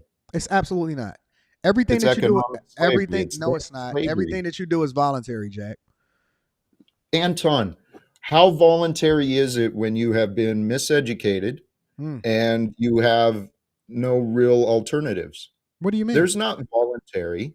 What would you like to do that you're not able to do today, Jack? Let's talk about this slavery thing, this economic slavery. Oh, well, if you want to bring it, damn it, you're trying to interrogate and trying to argue. No, I'm trying to get you to substantiate your argument. I'm a free man because I am a child of God. There is nothing that I'm not able to do. I mean, this... So you're saying that giving your life over to Christ has enabled you to absolve yourself of the same things that everybody else is subjected to when it comes to this country and this society? No, I still abide by the same impositions that others do. So what makes you any more free? Why are you not a slave and everybody else is a slave to this economic system? God has graced me and allowed me the understandings to step away, to surrender from my ego and to follow. It has nothing to do with economic slavery, Jack. Well, Jack, how much did you pay for that leather chair that you're sitting on right now? Oh, I don't remember. A couple. What about $100. that chain you got on? I don't know. What about the haircut? Yes, Anton, I'm just curious because you are a part of this capitalistic system. Anton, Jack, why are you wearing that chain that represents economic slavery in every single way? A chain is a representation of slavery. You have one across your neck, and I'm sure that you paid for it. And you didn't steal it. You didn't make it yourself. So you actually exchanged that same that same amount of money in order to get that chain, Jack. What are you doing with it? Why are you buying chains, Jack? I've lived a life. I still you carry still wear money it. In my wallet. Why didn't you give it away, Jack, to somebody that you loved? And because nobody I love comes into my life. This is the weird part. You know what? My life is weird, man. Jack, give it to me. I love you. Let me capitalize off of that chain. Just give it to me for free, Jack. Why? What do you mean why? So that you can rid yourself of this chain and this bond that is upon you from this capitalistic society, and that you can start to operate in love because you're a child of God. I am a child of capitalism. You're a child of God, right? Dude, you're creating these false arguments, the straw man arguments that are really just it's unhealthy. Hey, the slave system, every dollar we have today was originated as a debt. It was sold, sold for profit. So every dollar was imagined and then came into being through the form of debt. And now we have an economic system where selfishness is okay. You ever watch that show on TLC about the hoarders? I teach selfishness, Jack. I know. That's what I want to talk to you about. It's so beautiful. Well, there's partial truths create total confusion. And I'd No, like that's to not help true. open your It's mind not to true, the other Jack. side, to the You to have to be more. selfish in order to be selfless, Jack. You can't pour out of an empty cup. How Turn can to you help God to somebody if fill it. nobody can help themselves? Turn to God to fill the cup, not to Nope. the world. That's the The lesson that God gave world, us. God, you don't listen. The word is a living word. You have everything you need in order to be successful. The word is the blueprint. You cannot. That's why it says get the beam out of your own. How can somebody guide me when they got a beam in their eye and they can't see, Jack? The first thing that somebody has to do is they have to be selfish before they can be selfless, and that allows for them to grow, go through the lessons, become the person that they're supposed to be, and then they can pour into somebody else. But when you see two people that are under duress trying to help each other, all it creates is more chaos, confusion, and more people that need to be fed and needy mouths. That's it. That's all it creates. I'm in a position of power because I was selfish before I was selfless. Now I can pour into other people. I spent more time building myself up, studying, becoming great, reading the Bible cover to cover 7 times without any kind of problems or trouble. I first fortified who it was that I am, and then only then am I able to pour into other people. Right? Even Jesus himself brother, did not even go out and start and preaching. honor the path you Jesus took. himself didn't even start going out and preaching the word until he was in his 30s. How come he didn't do it as soon as he was born? How come he didn't show us the miracles when he was? How come he is a reflection of the thing that we are supposed to become? He is the blueprint, right? And so if he is the blueprint, how come he didn't just go out there and love? How come he sat there and studied? How come he was a carpenter? How come he was a part of this capitalistic system that we're now railing against? Why was Jesus a part of the capitalistic system? Hey, Anton, I used to ask those questions, and then I started asking myself, what does God want me to do? Nope. You can't go to God without going through Jesus first.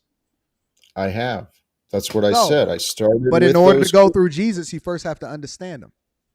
Anton, actually, my path brought me, the Bible was actually the last place I went to in order to better understand You're God. not even supposed to be talking to God. You're supposed to be talking to Jesus.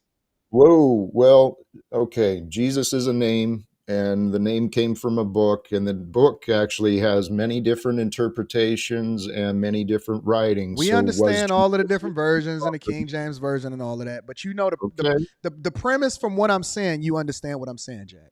Right. So I want to bring that back. So you recognize there's some fluidity in the name and in the information. So recognize Jesus as the archetype, as the symbol, not as the man, It's not a not as symbol. the That's why it's being. called a living word. All words are symbols, my brother. I understand what Love you're saying, is Jack, but beyond words. Jack. The point that I'm making is that why are you not living your life using Jesus as the example, but you're trying to jump over that and circumvent that whole conversation in order to justify how it is that you live your life? Why was Jesus a carpenter? Why was he a part of this capitalistic society and this environment that we now have grown to be much bigger than what it is? It's not perfect. It's not a perfect system. By all means, there are things that we need to change about it, and there's some things that's absolutely egregious about it. But it's much better than the alternative. And that's why I asked you, what is the alternative, Jack? What example can we use in society? What nation has perfected a better system, right? That's not a socialist system. That's not a handout. What other country has perfected this system that allows for us to thrive and be much better citizens, be much more God-like, be much more Christian-like? What system is better than the system that we currently have installed here in America? Anton, I'm getting sad, to be honest. Don't get sad, Okay. Jack. Tell me. This- I'm looking for information. What I'm hearing, what I'm sitting here, I'm personally feeling a little frustrated, and it's not with you, it's just the patterns. People are so resistant because everyone wants to make excuses not to change. Anton, there is no, in history that I know of, I know there's been small success, temporarily successful attempts at communal living and stuff like that. There has been small attempts, but we've lived in a history shows those who control the money, those who print the money, the bankers they have been responsible for funding both sides of many wars. We're just in a war generating pattern Jack, do you know And, that it's almost a sin not to leave an inheritance to your children? Anton, right now, are you familiar what is going on with the BRIC? You know, I am BRICS, okay, BRICS. okay, yes. So With right now, Russia and China. Yep, I'm very much familiar with. Jack, you know I'm the money guy. I'm familiar with all of this stuff. okay, so this is why I don't understand. I mean, it's like I don't know a better word, but it's like you're in denial about what you know. What do you mean? You know I teach it every day. that you are in denial? No, I teach the insight and information that comes along with being capitalistic every day. I'm also familiar with currency manipulation. I'm familiar with cryptocurrency. I'm familiar with stable coins. I'm familiar with BRICS. I'm familiar with what's going over in Russia and China, Ukraine, everything. I'm familiar with how it see my thing, the Millionaire Morning Show, is understanding society and how it all comes back down to the money. That's why it's called the Millionaire Morning Show, Jack. And how did God bring me to here? Holy cows, man. How perfect. Ain't that beautiful? Ain't it awesome how things work out? Well, Anton, it's true. Money is that's a part of my experience. I have not lived a life of abundance, but I also didn't know what I know now. So I see a beautiful future coming. I know we live in a capitalist world. That's why I made investments in the trademark of Live Without Fear, the domain. I was believing. Wait a minute, Jack, you made investments. You made investments in this capitalistic society. You're a part of the system? Yes. Jack, I live. Jack. Hey, Anton, here's something I believe God uses the darkness in order for the light to be strengthened, right? And I have learned from the evil teachings. I've learned about the evil that exists. So you're saying that you embrace evil, the thing that you don't like, in order to bring light to whatever it is that you really want people to embrace. I'm saying God has allowed me to learn much about history and today, and I know much of the evil that has been and is. But luckily, God has also allowed me to learn of the light, the hope. There are some amazing groups coming together today that are challenging the system within the system, that are raising against, creating different systems. There are many people coming together, uniting to try and solve some of the problems of the past. Anton, I encourage you to join that movement rather than trying to thrive in the crumbling, because you know this system is going to crumble. It is in the process of crumbling. We are watching Jack, America was there's going to be groups of us that prosper as a result of everything that's about to happen. Yeah. And you know what we call ourselves? Bag chasers.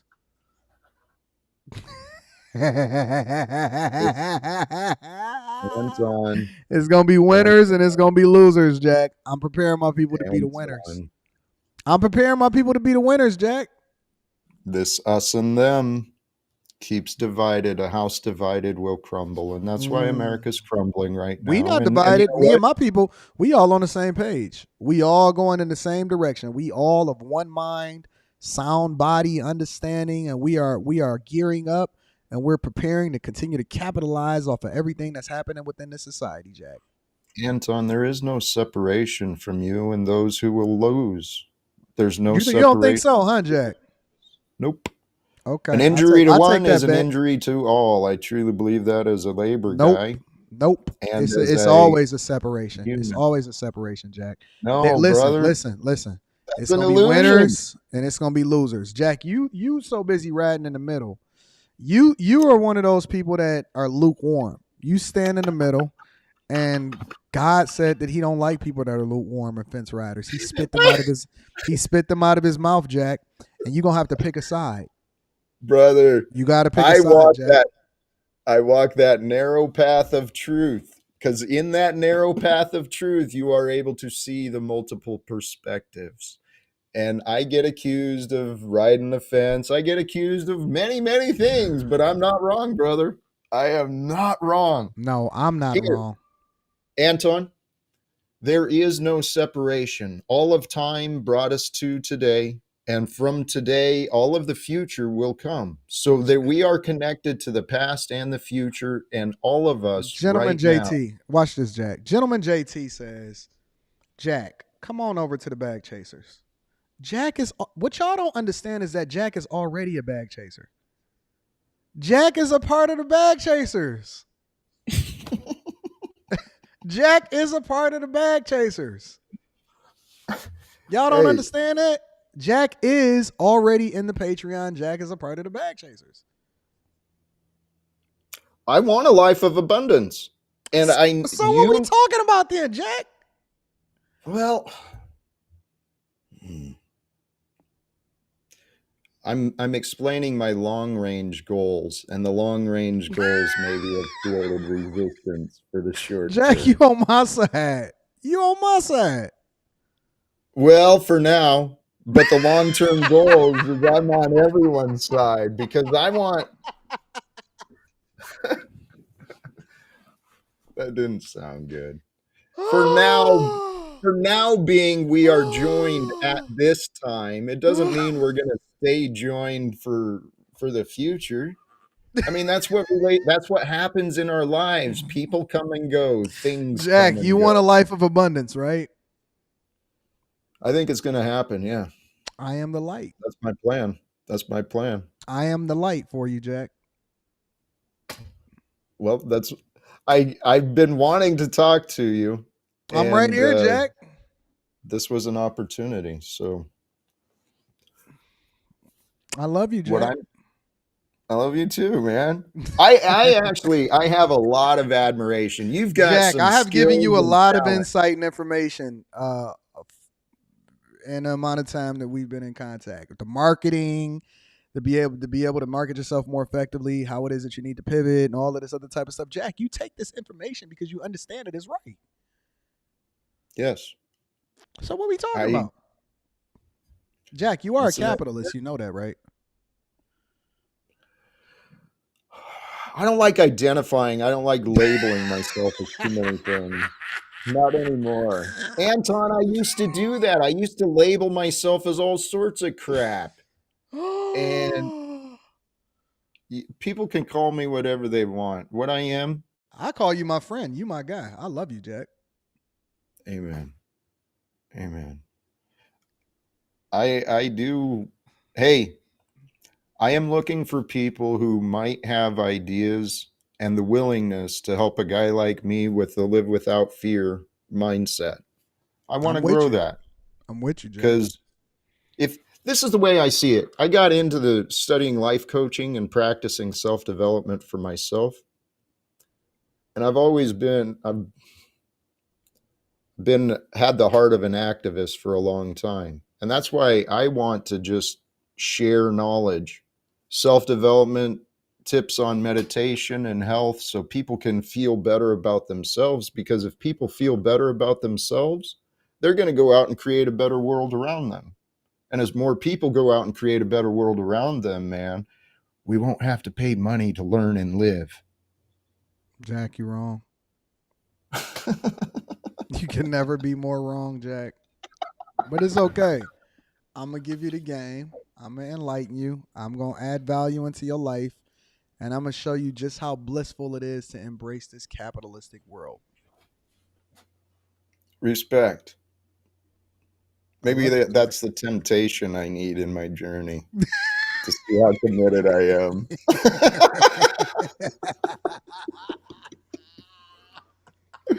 So yeah, hey, let's see what we can do, man. Oh my gosh. Jack, you live streaming tonight? What day is it? Today's Friday, right? I think I am. I may be doing it earlier than I have been. What time you live streaming? If I do it again, it'll probably be about 3:30 West Coast, so 6:30 Pacific, Yeah. 3:30 Pacific, 6 o'clock Eastern. 6:30 Eastern, yes. Yes. I'm not That's recording. fine. Oh wait, I'm Eastern. But you're doing some. I don't remember your schedule. You do your show tonight too? I got a Fight Club. The Fight Club, that's a completely different channel. That's good. That don't start till like 11:45 Eastern. So, Dude, but I outside looked of at that, that. but that's different though, Jack. I'm gonna just tell you, Fight Club is a whole nother animal. I don't know if, listen, I know you think you've seen some things, but I'm telling you that is the proving ground. That is the place where it is no mercy. There is no prisoners being taken over there. It's all a whole nother animal over there. That's a training ground for savages. I checked it out last weekend, and that was an experience. I don't. It certainly got my curiosity, and it was addictive. I couldn't walk away from it for a while. So it's pretty Correct, cool stuff. Jack. As for today, I don't know, Anton. I used to live the life of obedience. Okay, I was a government worker, had a good government job, health benefits, putting away 20% or putting away 18%. I think is what I was doing for my future. I thought I was doing right, and I was miserable. You didn't do it right. You're right. You're right. I didn't. You know what I did? I settled. I settled for a job that held me back. And so now, yep, Anton, until my goals of restructuring the economic system of the world, until that's successful, I guess I am a capitalist. And so I've got some ventures here that I'm interested in developing and growing. And guess what? That's going to take these dollars in order to do that. Yep. Well, dollars are necessary just to get resources. Dollars are just simply necessary to open doors. And Jack, we about to open up this whole e-commerce thing, and we about to run this check up. I don't know what you talking about. We about to run all of these American dollars up to the ceiling, Jack. You and me. And then I'm gonna get you a gold chain. I'm gonna buy you a $30,000 gold, 10 karat gold. It's gonna be all solid gold, Jack. Yes, I am. We about to run this e-commerce bag up, Jack. You and me. I'm gonna make you the biggest capitalist ever. Let me know how I can help. All right, Ben. I'm here, man. All right, Jack. I gotta get out of here. Hey, respect. I'm gonna bro. bounce. Thank you. Much love. God bless, brother. Peace. All right, friends and family. It has been an awesome Friday. Let me read some of these super chats, and then we're gonna get up out of here. Plato says, hard times create strong men create great times, or good times create weak men create hard times. I'm going to have to quote that. I got to figure out, let me take a picture of that, because I always get that wrong. I'm going to need a reference point for that. There we go. All right. I like to take pictures of stuff. You know what I'm saying? Thank you, Plato, for giving me that clarification. Cliff says, we don't want to live in a wild, wild west, Mr. Jack. Brock says, pass a love offering. Thank you, Brock. I appreciate you for holding me down. Dick Maxima says, the reenactment was out of pocket. Go to the corner.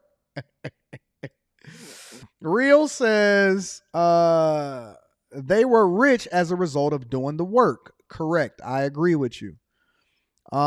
Spacer says his name is Capitalist Jack from now on. I like that. Capitalist Jack is in the building. Shout out to the gentleman JT. I appreciate you. I'm going to hit the bicycle horn for this one. Shout out to gentleman JT says, yo, young bull getting his haircut. Just saved the men this week from a corporate or from a complete L. I don't care what anyone says about you, but your positive influence is undeniable. Not Cooking Jack, respectfully, though. Whew. Shout out to the gentleman JT. I appreciate you for the 20 ball. Thank you, my friend. My dog Ash is in the building.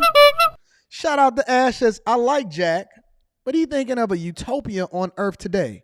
Your Bible already tells you God, through his son, will create a new earth. Let man do man things. Let God do God things. Let God do his thing. God will create the utopia you seek. Shout out to my dog Ash is in the building. I appreciate you. Let me give a shout out to Timeout. Timeout says, stop stressing Jag out, Anton. Get that man a shot of the Jag. Jag is my guy. I really like Talcott. That's my guy. Cliff Williams says, substantiate your argument, Jack. Got a man up, Jack. Billanico. Let me get my Billanico hat. Where my Billanico hat? Billanico is in the building, says, Jack sounds a little like the Tates we're speaking about when it comes to regurgitating media points and not allowing yourself to think critically without emotions. Much love, Jack. We got a strong group over here, Jack. So shout out to Billanico. Cliff says, where's the facts, Mr. Jack? Shout out to the Mr. Jack Facts in the building. Also, let me give a shout out to Jay Ben says, I now see why folks say religion and access will keep you broke. Keep balance on all that you do. Get all of your bags. Shout out to Mr. Jack, the charity or Jack Charity in the building. Shout out to Jay Ben. Alvin S says, Jesus, no more homemade communion wine for Jack. Jack, they getting at you, bro. Jay Ben says, we going to clip this one. Ash, my guy Ash is in the building. I'm going to give Ash a complimentary bicycle horn. Ash says, in the hierarchy of BC's and part of AD's Chamber of Council, in the hierarchy of the bag chasers and Anton Daniels part of his council, Chamber of Commerce, that is absolutely true. Jake or Jack should be nominated as your conscious advisor. Jack be trying to hold me accountable. You know what I'm saying? Let me read a couple more of these super chats. Shout out to Clay Hart in the building. Clay Hart says, shout out to Anton. Thanks for the surprise call last weekend. See, I love my people. I love my people, so I surprise call my people and I check up on them and I say, what's going on? Let me know about your business. I want to understand what it is that's going on in your life. I'm very curious as to how it is that I can add value into your life. Clay, I called Clay on a weekend, and y'all know I don't play about my weekends. I called Clay on the weekend, and I said, what the fuck is going on with you, Clay? He said he wasn't expecting it. I appreciate it. One love, Clay. Shout out to Clay. I appreciate you for acknowledging it and rocking out with us. Silver Lion says, Jack, that hemp bag chaser. Shout out to Silver Lion. Also, Mike Hayes is in the building. Mike says, Anton, I took your advice and secured a rental property and started a new business. Hashtag get rid of the money. Hashtag get rid of the money. My people is running this checkup. My people are running the checkup. Shout out to all of my friends and family out here in these streets running this checkup, getting their rental properties again. The expectation is for my people to make 250 bands next year. Capitalistic all the way. I love y'all. I appreciate y'all. Thank y'all for making this an incredible week. And yes, Kojak is my Secretary of Defense and Chairman of the Joint Chiefs. You guys are awesome. Make sure that y'all join Fight Club tonight. I love y'all. I appreciate y'all. I need y'all to do me one more favor before we get up out of here, though. Make sure you tell your family and friends. We don't want to be successful by ourselves. It's been an incredible show, an incredible week. We're going to do the same thing next week. But tonight, we got Fight Club. Make sure you tap into Fight Club. Make sure you tap in and see what's happening out here in these streets. I love you all. I appreciate y'all. Oh, snaps. Diamond J. Rose is in the building. Diamond J. Rose says, I like the Baby Yoda hat. Always keep the child spirit, and thank you for your contribution to society. Yo, Diamond J is kind of sexy out here in these streets. I might have to come back on camera for Diamond J. Shout out to Diamond J and these YouTube streets. I love you, Diamond J. God bless you. You are absolutely beautiful and awesome. Thank you for rocking out with us. I love y'all. I appreciate y'all. I'll see y'all on Fight Club tonight. Peace.